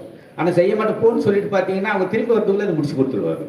அந்த நிலவங்கியில் ஒரு அப்பாயின்மெண்ட் அத்தாரிட்டின்னு சொல்ல போனாங்க. ஒருவேளை அதை தவறாக பயன்படுத்தவில்லை, அது ஒரு சொல்லணும். ஒருவேளை இப்பொழுது இருக்கிற காலகட்டங்களில் ஒரு பொறுப்பில் அதிகாரிகளாக இருந்தால் தன்னுடைய குடும்பத்திற்கும் தன்னுடைய பிள்ளைகளுக்கும் அந்த பயன்களை கொடுக்கக்கூடிய நபர்களாக இந்த காலத்தில் இருந்து கொண்டிருக்கிறார். ஆனால் அப்பொழுது இது மற்றவர்களுக்காக என்னுடைய குடும்பத்திற்காக அல்ல என்று யோசித்து ஒருவேளை நானும் இல்லை அண்ணன் வந்துட்டாங்கன்னா அந்த பெரிய அவங்களுடைய இன்னும் அதிகாரி இருக்கிறார், அவரே ஏந்திரிச்சு அண்ணனுக்கு வணக்கம் சொல்லுவாருங்க. அவர் அண்ணன் அந்த அளவுக்கு அண்ணன் மீது பெரிய மதிப்பும் மரியாதையும் உண்டு. அவர் எப்பொழுதும் அந்த நிலவள வங்கியில் இன்றைக்கும் அவருடைய பழைய கால ஆளுங்களை போய் பார்த்து பேசினோமா அவர்கள் வந்து அண்ணனை பற்றி நல்லா சொல்லுவாங்க. இன்றைக்கு திருக்கோயிலூரில் ஒரு சில பேர் இருக்கின்றார்கள். ஆகவே அண்ணன் வந்து அதிக பேருக்கு வேலை வாய்ப்புகளை போட்டு அந்த நிலவள வங்கியில் அப்போல்லாம் வந்து இப்போ தானே அந்த எம்ப்ளாய்மெண்ட் அந்த எக்ஸாமினேஷன்லாம் இருக்குது, அப்போல்லாம் கிடையாதுங்க. அதிகாரி பார்த்து அப்பாயின்மெண்ட் பண்ணிட்டா உடனே அங்கே வந்து ஒரு கொஞ்சம் நாள் 6 மாதம் டெம்பரவரி சர்வீஸ், அதுக்கு பிறகு ஒரு டூரேஷன் கொடுப்பாங்க, அதுக்கு பிறகு பர்மனெண்ட். இவர்கள் அந்த அளவுக்கு அத்தாரிட்டி. ஆனால் அதை வந்து பிள்ளைகளுக்கு அவர் பயன்படுத்தவில்லை. என்னுடைய பிள்ளைகள் நான் செய்ததை வைத்து கடவுள் ஆசீர்வாதங்களை தருவார் என்று அந்த எண்ணத்தில் தான் அவர் அந்த நிலவள வங்கியிலே அவர் வேலை செய்தார். ஒருவேளை பெரிய இன்றைக்கும் நல்ல பேருங்க. அவர் மற்றவர்கள் வந்து வித்தியாசமாக செய்தாலும் அதில் போய் அதே விதமாக மற்றவருடைய பணிகளையும் எடுத்து செய்வார். அதுதான் பெரிய ஆச்சரியங்க. மற்றவர்கள் ரொம்ப சின்சியராக செய்வாருங்க, ரொம்ப தப்புல செய்வாருங்க. அவர் அண்ணனிடம் கொடுத்தால் எல்லாத்தையும் சரியாக செய்வாங்க என்று அந்த பேங்க்ல இருக்கிற ஆஃபீஸர் அர்த்தம். ஒருவேளை இவரே அதிகாரி மாதிரி தான் எல்லாரும் பயன்படுத்தினாங்க. இவர் சாதாரண அடுத்த லெவல் தான், இவருக்கு மேலே டாப், அதுக்கு மேலே டாப். டிஸ்ட்ரிக்ட் லெவலில் இருக்கிற ஆஃபீஸர்லாம் வந்தால் ஒலி இருக்கிறார், நானும் ஒலி இருக்கிறாங்க. நிறைய பேர் அண்ணனை ஒலின்னு தான் சொல்லி கூப்பிடுவாங்க. ஒரு இளைஞான ஒலி அண்ணனே அந்த நிலவள வங்கியிலே ஒரு சிறப்பாக பணிபுரிந்த ஒரு உத்தமும் உண்மையுள்ள ஒரு ஊழியக்காரர் தான் அண்ணன் அவர்கள். ஒரு பிள்ளைகள் இருந்தால் அதுக்கு வந்து இன்னொன்று சொல்ல போனால் பக்கப்பலம் வந்து அக்கா தான். அக்காவை தான் சொல்லணும். அக்கா வந்து குடும்பத்தை எல்லா நிகழ்வுகளையும் அவர் பார்த்துக்குவாங்க. எதை பற்றியும் அண்ணன்னு சொல்ல போன தன் வீட்டை பார்க்கறதை விட மற்றவங்களை தான் அதிகமாக ரொம்ப கவனிப்பாங்க. ஏன்னா அக்கா வந்து சரியாக கவனித்து எல்லாத்தையும் செய்யறதுனால அவர் என்ன பண்ணிட்டு வந்தா தன்னுடைய வீட்டினுடைய வேலையை விட்டுட்டு மற்றவங்களை காலையில் ஏந்திரிப்பாருங்க. ஒவ்வொரு சொந்தக்காரங்க எல்லாமே ஏற்கனவே ஒரு 20 சொந்தக்காரங்க இருந்தாங்க. ஒவ்வொரு சொந்தக்கார்ட்டையும் பிரச்சனை போட்டுருவாருங்க. போட்டுட்டு என்ன வேலை, இன்னைக்கு என்ன செய்யணும், என்ன பிரச்சனை, ஏதாவது வேலையா இருக்குதா அப்படி என்று அந்த உறவுகளின் மீது ரொம்ப நன்மதிப்பும் அக்கறையும் கொண்ட ஒரு அண்ணன் அவர்கள். எந்த இதிலும் அதிவிதமாக அவர் அண்ணன் ஞான ஒளி, நல்ல பேருங்க. கடவுள் எப்படி ஒளியாக இருந்து எல்லோருக்கும் உதவி செய்தாரோ அதே போன்ற அண்ணனும் நல்ல ஒளியாக இருந்து நல்ல உதவிகளை செய்த ஒரு அண்ணன். ஒருவேளை அவருடைய ஓய்வு காலங்களில் அவர் வந்து ஆற்காட்டுலத்தன் திருச்சபையில் இருந்து அங்கே விழுப்புரம் வந்திருந்தார் கொஞ்ச நாள். அதுக்கு பிறகு சென்னை போயிட்டார். ஆனால் சென்னை போனால் கூட அந்த திருச்சபையில் இவருடைய பணிகளை பார்த்துட்டு அந்த திருச்சபையில் சிஎஸ்ஐ அந்த அந்த சர்ச்சிலே வந்து அவர் வந்து ஒரு ட்ரெஷர் ஆக்கினாங்க, பர்மனன்ட் ட்ரெஷர் ஆகிட்டாங்க. இவர் நீங்கள் தான் இந்த அக்கௌண்ட் செக்ஷனில் நீங்கள் எல்லாம் பார்க்கணும். ஏன்னா ஒரு சிஎஸ்ஐ ஒரு தப்பாக எடுத்துக்கொள்ள வேண்டாம். ஒரு நிர்வாகத்திலேருந்து நம்ம வேறு ஒரு சர்ச்சுக்கு போகும்போது பார்த்தீங்கன்னா அவ்வளோ சீக்கிரம் நியூ என்ட்ரியை வந்து பெரிய பொறுப்புகளில், அதுவும் ஒரு மணி ஹேண்ட்லிங் பொறுப்புகளில் கொடுக்க மாட்டாங்க. அது வந்து சாதாரண நடைமுறை. ஆனால் ஒரு அண்ணனுக்கு கொடுத்தது என்னன்னா அதை வந்து திறம்பட அவர் செய்வார், தப்பு இல்லாத செய்வார் அப்படின்னு இவருக்கு வந்து அங்கே ஒரு அப்பாயின்மெண்ட் போட்டு கொடுத்து அவருக்கு ஒரு சேலரியும் ஒரு அமௌண்ட், சின்ன அமௌண்ட் தான் அது கொடுத்து அதுக்கு அவரும் உண்மையாக வேலை செய்து கொண்டு இருந்தார். அப்போ அவருடைய பணிகள் தான் அது உண்மையாக இருந்தார். அந்த வீட்டில் வந்து போர்டிங் ஸ்கூல் பக்கத்தில் இருக்கிற வீடு, இப்போ அந்த ஸ்கூல் அந்த வீடை வந்து போர்டிங்காக அவர்கள் கொடுத்து விட்டார்கள். அந்த போர்டிங் அந்த ஸ்கூலில் அந்த பக்கத்தில் இருக்கிற அந்த வீட்டில் தான் அண்ணன் மற்றும் அண்ணனோடு பிறந்த அனைவரும் வளர்ந்தார்கள். ஒருவேளை அந்த வீடு ஒரு ஆசீர்வதிக்கப்பட்ட வீடு. ஒருவேளை இதெல்லாம் இந்த ஆசீர்வாதங்கள் அண்ணனுக்கு எப்படி கிடைத்ததுன்னா அவருடைய பெற்றோர்கள் இவர் சொன்ன மாதிரி ஆற்காட்டுலத்தன் திருச்சபையிலே உண்மை உத்தமமாக இருந்து அநேக கட்டுமான பணிகளை செய்து திருச்சபைக்கு ஒருவேளை வளர்வதற்கு இந்த 150 ஆண்டு ஒருவேளை நாங்கள் 8வது தலைமுறையில் இருக்கின்றோம். 8 தலைமுறைகளாக ஆற்காட்டுலத்தன் திருச்சபையில் இருக்கின்ற குடும்பம் தாவீதாச்சாரியார் குடும்பம். அவர்கள் பெற்றோர்கள் செய்த அந்த நன்மைகளை அண்ணனை பெற்றுக்கொண்டார். அந்த நன்மைகளை பெற்றுக்கொண்டு அவர் வந்து அப்படியே வச்சுக்கிட்டு இல்லைங்க, அது மற்றவர்களுக்கும் கொடுத்தார். அதே விதமாக இந்த நாளில் ஒருவேளை நாம் இந்த நிகழ்வுகளில் இருக்கின்றோம். இந்த நிகழ்வுகளை ஒருவேளை நாம் வந்து கூடினோம், பேசினோம், கலைந்து சென்றோம் இல்லாமல் ஒருவேளை அவருக்கு அண்ணன் காட்டிய அவருடைய அன்பு, அவருடைய பாசம், குடும்ப உறவுகள், இன்றைய குடும்ப உறவுகள் செழிந்து கொண்டே போய்கொண்டே இருக்கின்றது. ஒருத்தர் பண விஷயங்களிலும் மற்ற விஷயங்களிலும் பாகம், பிரிவினை போன்றவைகளில் பிரிந்து போய்கொண்டே உறவுகள் சிதைப்பட்டு கொண்டிருக்கின்ற காலங்கள். ஆனால் அண்ணன் அவருடைய வாழ்ந்த காலங்கள் எல்லாம் குடும்ப உறவுகளை நேசித்தார், திருச்சபை உறவுகளை நேசித்தார். யாரும் அண்ணனை நான் என்னன்னா யாரும் தெரியாமல் இருக்காரு. திருச்சபையிலும் சரி, ஒருவேளை குடும்ப உறவுகளிலும் எந்த ஊரில் எந்த வீட்டில் விசேஷம் நடந்தால் எந்த ஊர் எந்த வெளியூர் அது இப்போது நமக்கு நல்ல டிராவலுக்கு நல்ல ஒரு சப்போஸ்டிகேட்டட் லைஃப் நமக்கு கிடைத்திருக்குது. அப்போதெல்லாம் கிடையாதுங்க. பஸ் ஏறி காலையிலேயே போய் சாயங்காலம் போய் சேரணும், அங்கேயே போய் தங்கிட்டு உட்காந்து எல்லாத்தையும் முடிச்சுட்டு வருவார். அந்த விதமாக ஒரு நல்ல எண்ணம் கொண்டவர். அவருடைய எண்ணங்களை, அவருடைய அன்பு, அவர் வழிகாட்டுதல், அவர் என்னென்ன வைத்திருந்தாதோ அதை வாழ்க்கையில் நாம் பெற்றுக்கொள்ள வேண்டும். அதை பெற்றுக்கொண்டு அதை நாம் மற்றவர்களுக்கு அதை ஷேர் செய்யணும். அதுதான் முக்கியம். ஆண்டவர் வந்து ஒருவேளை நான் பிரசங்கம் பண்ணவில்லை. ஆண்டவர் வந்து கடவுள் பிதாவிடமிருந்து பெற்றுக்கொண்டார், பெற்று அவர் வைத்துக் கொள்ளவில்லை, அவர் மற்றவர்களுக்கு கொடுத்தார். அதே அண்ணனிடம் அவருடைய இதழை பெற்றுக்கொண்ட நாம் நம்மளுடைய வழிகாட்டுக்கு நம்ம பின் சந்ததியாருக்கு அவைகளை கொடுக்க வேண்டும். குறிப்பாக அக்காவுக்காகவும் பிள்ளைகளுக்காகவும் நீ ஜெபியுங்கள். ஒருவேளை அக்கா வயதான காலத்திலே அவருக்கு கடவுள் எல்லா பலனையும் எல்லா சக்தியும் கொடுப்பார், தருவார். நாம் அனைவரும் இந்த குடும்ப ஜபத்தில் தாங்கும். அண்ணனை மறக்க முடியாது. நானும் என்னென்ன குடும்பத்தில் அவர் தான் மூத்தவர். ஒருவேளை கிரீன் அண்ணன் இருந்ததுன்னா இன்னும் நல்லா பேசியிருப்பாருங்க. கிரீன் அண்ணனுக்கு ராஜேந்திரனுக்கும் நல்லா அது தெரியும். ஒருவேளை அண்ணன் பேசிட்டாங்களான்னு தெரியல. ஒருவேளை குடும்பத்தில் இருக்கிற பெரியவர்களுக்கெல்லாம் அண்ணன் ஒருவேளை ரொம்ப மரியாதைக்குரிய ஒருவராக இருந்தார். ஆகவே கடவுள் கொடுத்த அந்த வாழ்க்கைக்காக அக்கா அவர்கள் கலங்க வேண்டாம், உங்கள் இருதயம் கலங்காதிருப்பதாக விசுவாசமாய் இருங்கள் என்று கடவுள் சொல்லியிருக்கின்றார். ஆகவே நீங்கள் கலங்க வேண்டாம், உங்கள் கண்ணீர்களை கடவுள் துடைப்பார். நிச்சயமாக ஆண்டவர் தாமே கண்ணீரையாவே துடைப்பார்னு ஒருவேளை அண்ணன் அக்காவும் எந்த காலம் தெரிந்தது கிடையாது. எப்பொழுதும் ஒன்றாக இருந்தவர்கள் அக்காவும் அண்ணன். ஒருவேளை இந்த நாளில் அண்ணன் இல்லாதது அக்காவுக்கு ஒரு பெரிய கவலையாக இருக்கும். நிச்சயமாக உங்கள் கண்ணீரையாவையும் ஆண்டவர் துடைப்பார். ரெஜி கவனித்துக் கொள்ள வேண்டும். எந்த காலத்துக்கு மட்டும் அவர்களை விட்டுட வேண்டாம். உங்களோடு நாங்களும் துணையாக இருப்போம். ஆண்டவர் தான் மீன் வருஷங்களே ஆசிரியர் அந்த வாய்ப்பு கொடுத்து குடும்பத்திற்கும் போதவரை அவர்களுக்கும் நன்றி தெரிவிக்கிறேன். நன்றி. நிறைவாக ஆண்டவருடைய அருட்செய்தியை நான் ஆரம்பத்தில் சொன்னது போல அருமையான ஞானவழி அங்கிள் அவருடைய அப்பாவோடு இப்படி மனோகர் சார் பேசினாரோ அவருடைய தாத்தா வழி குடும்பம் அவர்கள் அற்புதமாக பேராயர் கிடியன் ஐயா அவர்கள் இன்னைக்கு வர முடியல அவர்கள், ஏனென்றால் அவர்கள் மைசூரில் இருக்கின்றார் குடும்பமாக.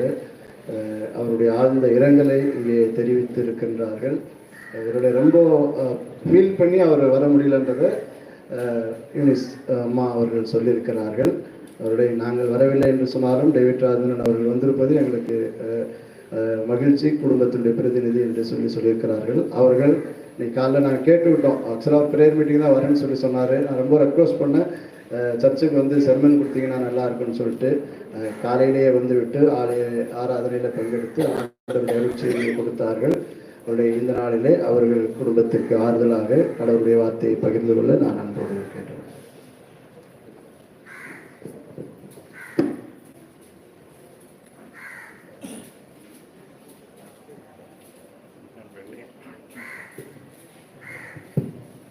நண்பர்களே, இந்த நேரத்தில் நான் சொல்ல போவதில்லை. குறிப்பாக இந்த நேரத்தில் ஞானவழியான அவர்கள் இருந்ததை தொடர்ந்து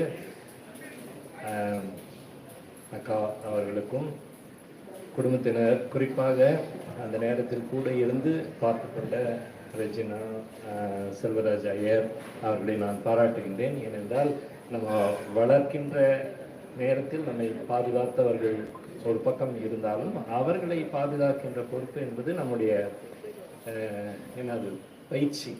அது நிறைய காரியங்களையும் நம்ம கற்றுக்கொள்ள முடியும் நம்முடைய வாழ்க்கைக்கு. அதனால் அது ஒரு பாக்கியம் என்று நான் நினைக்கிறேன். அந்த வகையில் அவர்களுக்கு கடவுளுடைய ஆறுதலும் பெறுதலும் கிடைக்க நான் இறைவனை வேண்டுகின்றேன். கொஞ்ச நாளைக்கு முன்னாடி ஒரு பெரிய கான்ட்ரவர்சி நடந்துகிட்டு இருந்துச்சு பாராளுமன்றத்தில், இந்திய பாராளுமன்றத்தில். அது என்னன்னா, ஹோம் மினிஸ்டர் சொல்லிட்டாரு, இவங்க என்ன அம்பேத்கர் அம்பேத்கர் அம்பேத்கர்னு சொல்கிறீங்க, கடவுள் பேரை சொன்னாலும் உங்களுக்கு ஏதாவது புண்ணியம் கிடைச்சிருக்கும் அப்படின்னு ஒரு கருத்தை அவர் சொல்லிவிட்டார். கேட்டால் நான் பலர் தவறாக விளக்கினார்கள், நான் ஒன்றும் இன்சர்ட் பண்ணல அப்படின்லாம் சொல்லிட்டு இருந்தார். மற்ற போராட்டங்கள் வெடித்து பல இடங்களில் அது எதிர்ப்பு தெரிவிக்கப்பட்டது. அதன் சாராம்சம் என்னவென்றால், சமயமா அல்லது அரசியல் காரணமான்ற ஒரு பிளவை அந்த ஆளும் கட்சி செய்ய முயற்சி செய்தது. அதில் அம்பேத்கருடைய பணிகள் இந்திய அரசியல் சாசனத்திற்கு, இந்திய அரசியல் குடியரசுக்கு, ஜனநாயகத்துக்கு ஒரு அடித்தளம் இட்டவர் என்ற பொருளில் மட்டுமல்ல, அவர் ஒரு சமூக நீதியை, அந்த சமத்துவத்தின் அடிப்படையிலான ஒரு நீதி மிக்க ஒரு அரசியல் இருக்க வேண்டும் என்பதற்கு அடித்தளமிட்டவர். இப்போ அவர் பேரை ஏன் சொல்கிறீங்க, சொல்லாதீங்க, அது கொஞ்சம் டிஸ்டர்பிங்காக இருக்குதுன்னு ஒரு பார்வை அவர் மேல் வைக்கப்பட்டு, பகவான் பேரை நீங்கள் சொன்னீங்கன்னா புண்ணியம் இந்த உலகத்திற்கு அப்பால் புண்ணியம் கிடைக்கும், இங்கே செய்கின்ற காரியம் முக்கியம் இல்லை, மறு உலகத்திற்குரிய முக்கியம் என்ற மாதிரி அது போய்விட்டது. அதனால தான் எதிர்ப்புகள் பல கிளம்பின. இன்றைக்கு நான் அருளுரை ஆற்றும் பொழுது சொல்ல வந்த விஷயம் அதுதான், மெசியாவினுடைய பிறப்பு.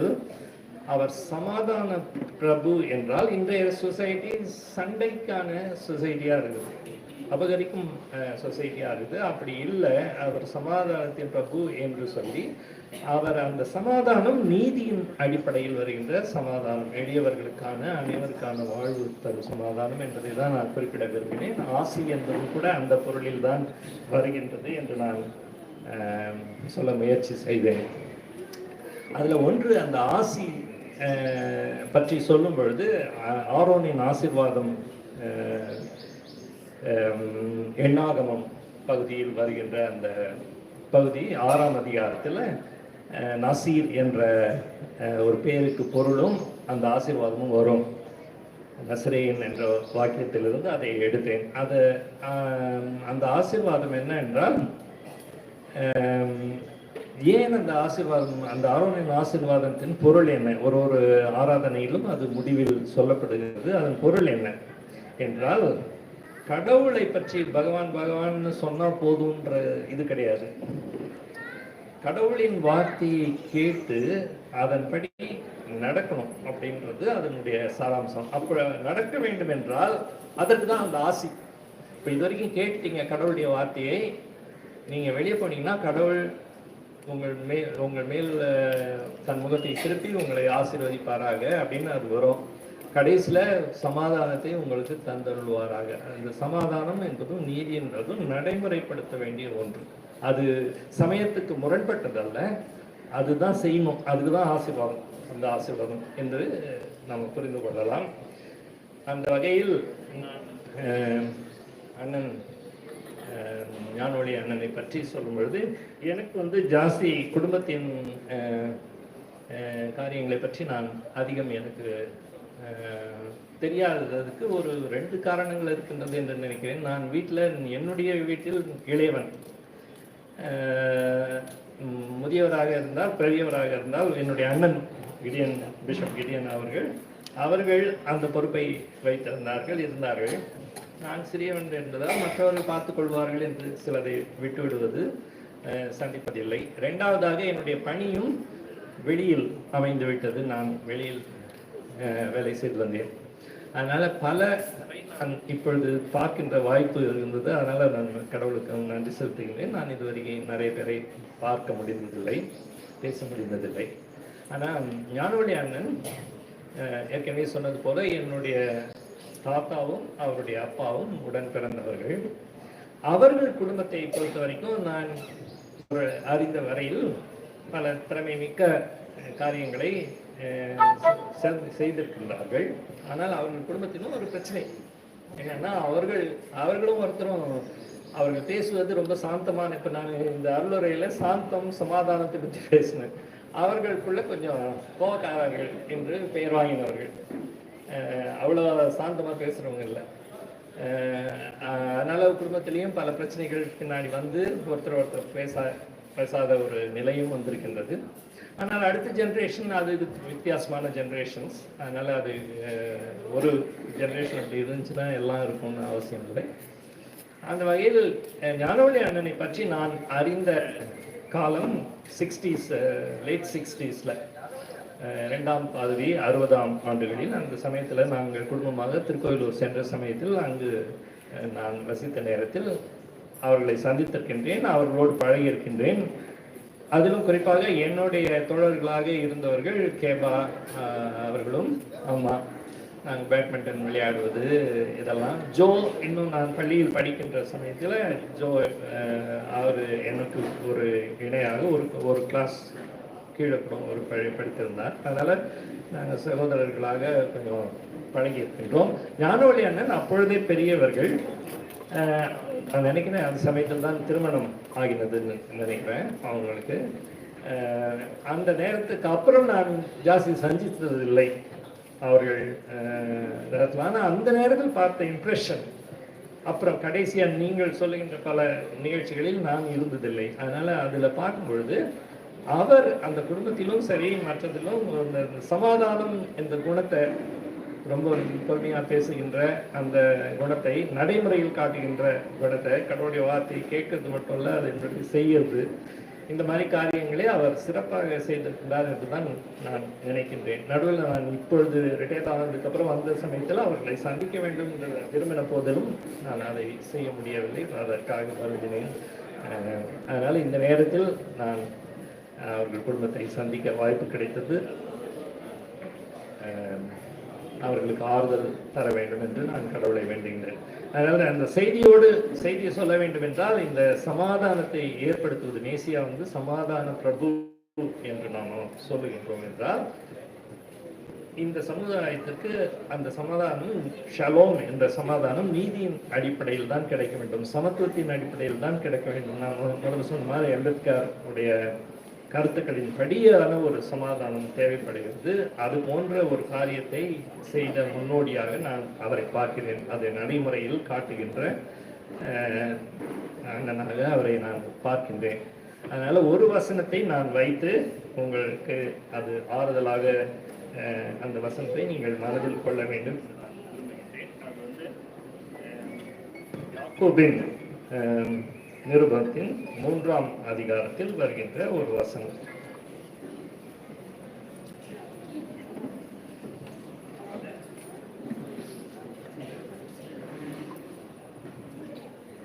யாக்கோபு 3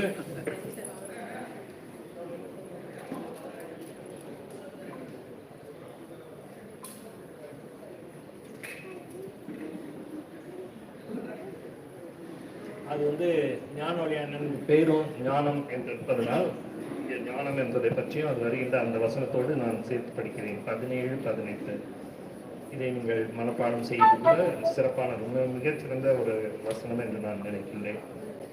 பரத்திலிருந்து வருகின்ற ஞானமோ முதலாவதாக சுத்தமுள்ளதாகவும், பின்பு சமாதானமும் சாந்தமும் இணக்கமும் உள்ளதாயும், இரக்கத்தினாலும் நற்கனிகளினாலும் நிறைந்ததாயும், பட்சபாதமில்லாததாயும் மாயமற்றதாகவும் இருக்கிறது.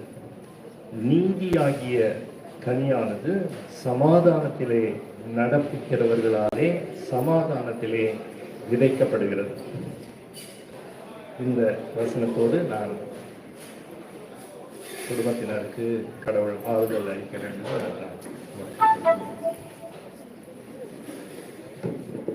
நிறைவாக நம்முடைய திருச்சபையின் பேராயர் இந்த அருமையான ஐயா அவர்கள் துக்கமான நேரத்திலேயும் அநேக நேரத்தில் எங்களை ஆறுதல் படுத்தியிருக்கின்றார்கள். இப்பொழுது அவர்கள் நமக்கு நிறைவு ஜெபம் செய்ய நான் அன்போடு கேட்டுக்கொள்கிறேன்.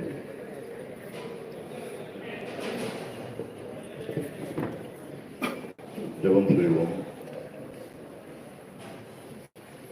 பிள்ளைகள் பெற்றோருக்கு அல்ல, பெற்றோரை பிள்ளைகளுக்கு பொக்கிஷங்களை சேர்த்து வைக்க வேண்டும் என்று நம்முடைய அருள்வாக்கு. அந்த வண்ணமாய் ஆண்டவரை எங்கள் பெற்றோர் எங்களுக்காக சேர்த்து வைக்கிற பொக்கிஷங்கள் எல்லாவற்றிலும் உன்னதமான பொக்கிஷம் அவருடைய வாழ்வு முறை, அவர்கள் வாழ்ந்த விதம், அந்த வாழ்க்கையிலே அவர்கள் வைத்து சென்றிருக்கிற அடிச்சுவடுகள், அந்த வாழ்விலே அவர்கள் எங்களுக்கு கொடுத்து சென்றிருக்கிற அருள் நிறைந்த ஆசீர்வாதமான உயரிய எண்ணங்கள், சிந்தைகள், அனுபவங்கள், பார்வைகள், அந்த பொக்கிஷத்தை ஆண்டவரே அன்பான அண்ணன் அவருடைய வாழ்வு நிறைவாய் கொஞ்சமும் பஞ்சமில்லாமல் வற்றான் அதே போல வாழ்வெல்லாம் ஆண்டவரே குடும்பத்திலும் உறவுகளிலும் வாழ்விடங்களிலும் பணியிடங்களிலும் தொழில் இடங்களிலும் நிறைவாய் விதைத்து சென்றிருக்கிறதை ஆண்டவரே காரார கேட்கின்ற நாள் இந்த நாள். நெஞ்சார ஆண்டவரே குடும்பத்தின் மக்களும் உறவுகளை நினைத்து பார்த்து ஆண்டவருக்கு நன்றி செலுத்துகின்ற நாள்.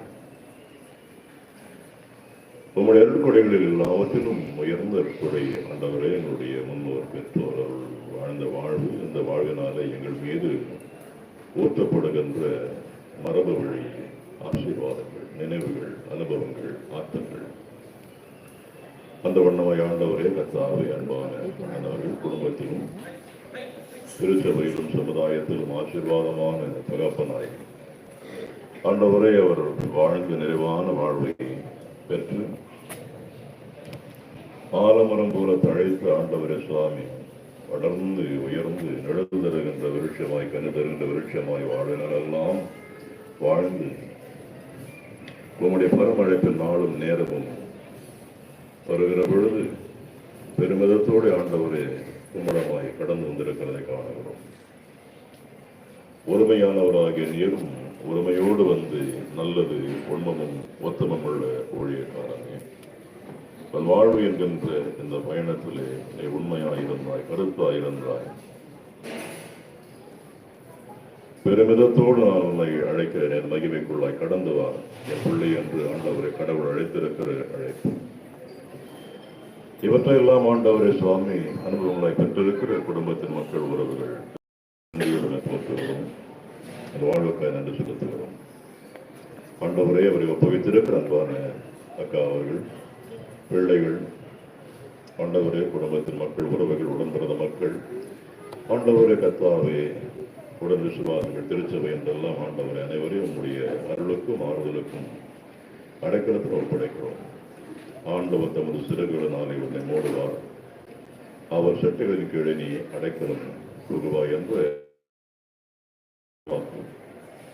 எங்களுக்கு அருமையானவர்களை ஆண்டவர் அழைத்துக் கொள்கிற பொழுது அவர்களுக்கு சொல்லப்படுகின்ற வார்த்தையும் அந்த வார்த்தை. ஆண்டவர் தமது சிறகுகளினாலே என்னை மூடுகிறார்.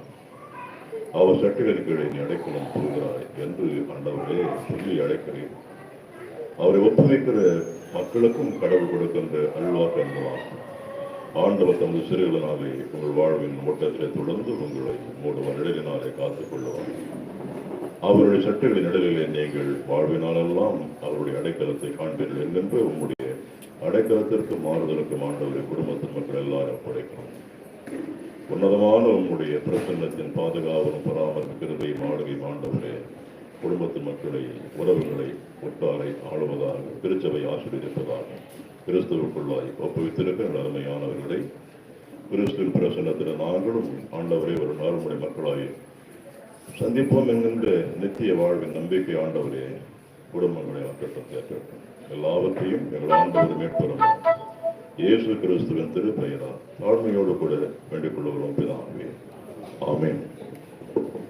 தந்தையாகிய கடவுளின் அன்பும் மைந்தராகிய இயேசுவின் அருளும் தூய ஆவியானவருடைய கூட்டுறவும் நம் அனைவரோடும் குறிப்பாக நிலைவாழ்வுக்குள்ளாய் கடந்து சென்று அநேகருடைய ஆறுதலான வார்த்தைகளை குடும்பத்திற்கு விட்டு சென்றிருக்கின்ற அருமையான அங்கிள் திருவாளர் ஞானவழி அவர்களோடும் அவர் விட்டு சென்றிருக்கின்ற அவருடைய துணைவியார், பிள்ளைகள், உரையார்கள், நண்பர்கள் அனைவரோடும் இன்றும் என்றும் சதா நாட்களிலும் தங்கியிருப்பதாக.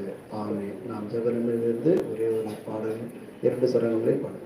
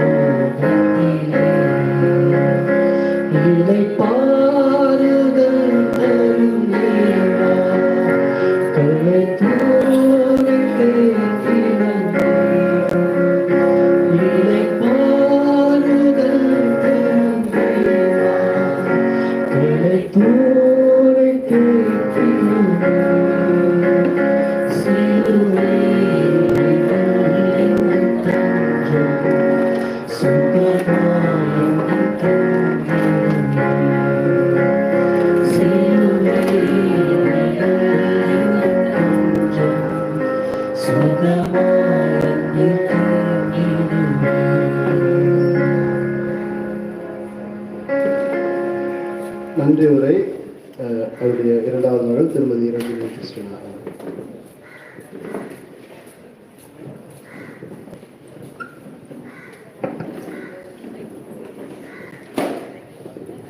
கர்த்தருடைய பரிசுத்த நாமத்துக்கு ஸ்தோத்திரம். முதலாவது கடவுளுக்கு நான் நன்றி சொல்றேன். ஒன்னே ஒண்ணுதான் நான் சொல்றேன், எங்க அப்பாவை என்னால விட்டு கொடுக்க முடியல. கடவுள் தப்பு பண்ண மாட்டாரு, கடவுள் வந்து எல்லாத்தையும் கரெக்டா செஞ்சிருக்காருன்ற ஒரு விசுவாசம் தான் எனக்கு. அதனாலதான் இதை எங்களால ஏத்துக்க வேண்டியதா இருக்குது. எங்க டாடி ஒரு பெரிய பர்ஃபெக்ட் மேன், அதனால எல்லாமே அவருக்கு எல்லாமே பர்ஃபெக்டா நடந்துச்சு. என் தங்கச்சி வந்து போனது எல்லாமே அது கரெக்ட் டைம்ல நடந்ததுன்றது எங்களை நாங்க வந்து கேட்டுக்கிறோம். நான் ரொம்ப அதிக டைம் எடுத்துக்கல. கடவுளுக்கு முதலாவது நன்றி சொல்றேன். அதுக்கப்புறம் அவருடைய ஃபியூனரல்ல வந்து ஒரு பெயின் இல்லாம ஒரு டெலிவரி நடக்குமா அப்படின்னா இட் இஸ் இம்பாசிபிள்.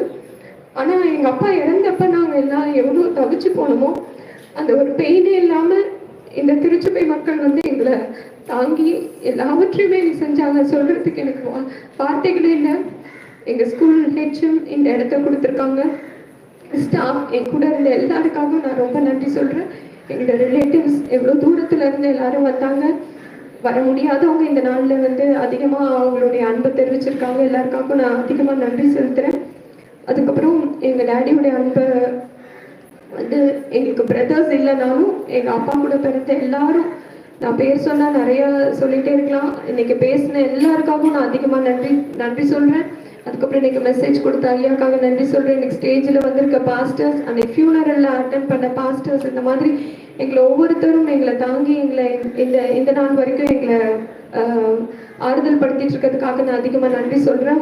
முதலாவது எங்கள் டேடி ஒரு பர்ஃபெக்ட் மேன்ற மாதிரி அவங்க கிடைச்ச 3 மருமகன்களும் வந்து நான் வந்து எப்படி நன்றி சொல்கிறதுனே தெரியல.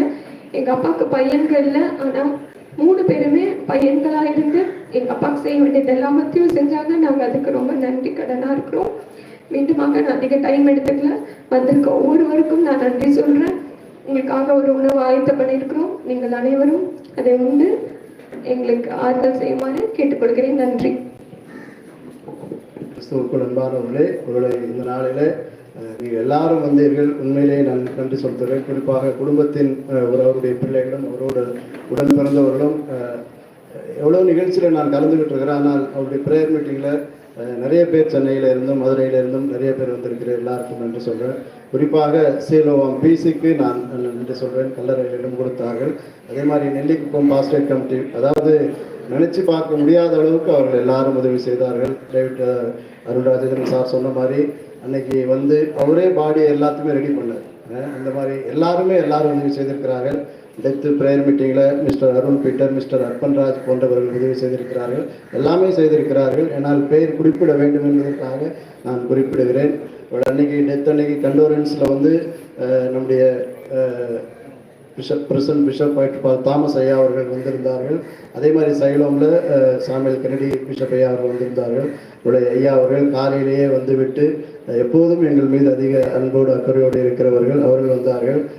அண்ணன் டேவிட் ராஜேந்திரன் அவர்கள் அவருடைய பிரின்ஸ்பாலாக இருந்தாலும் அங்கே கலாச்சாரம் அண்ணன் என்று சொல்லியே பழக்கமாகிவிட்டது. அதனால் அதே பதத்தை நாங்கள் பயன்படுத்துகிறோம். ஆகவே கலந்து கொண்ட ஆயர் பெருமக்கள், உறவினர்கள், நண்பர்கள், குறிப்பாக பட்டாம்பாக்கம், பண்ருட்டி, புதுப்பேட்டை, அங்கே இருந்து வந்திருக்கிற காங்கிரிகேஷன்ஸ், நெல்லிக்குப்பம் காங்கிரிகேஷன், திருச்சபையின் பெரியோர்கள் எல்லாருக்கும் கவரப்பட்டு எல்லாருக்கும் நான் மீண்டுமாய் நன்றியை தெரிவித்துக் கொள்கிறேன். ஏற்கனவே சொன்ன மாதிரி ஒரு சிறிய உணவு தயார் செய்யப்பட்டிருக்கிறது. சற்று பொறுமை காத்து சாப்பிட்டு குடும்பத்திற்கு ஆறுதல் சொல்லுமாறும் தொடர்ந்து உங்களுடைய இறைவேண்டலே எங்களை நினைக்கும்படியும் நான் அன்போடு கேட்டுக்கொள்கின்றேன். நன்றி.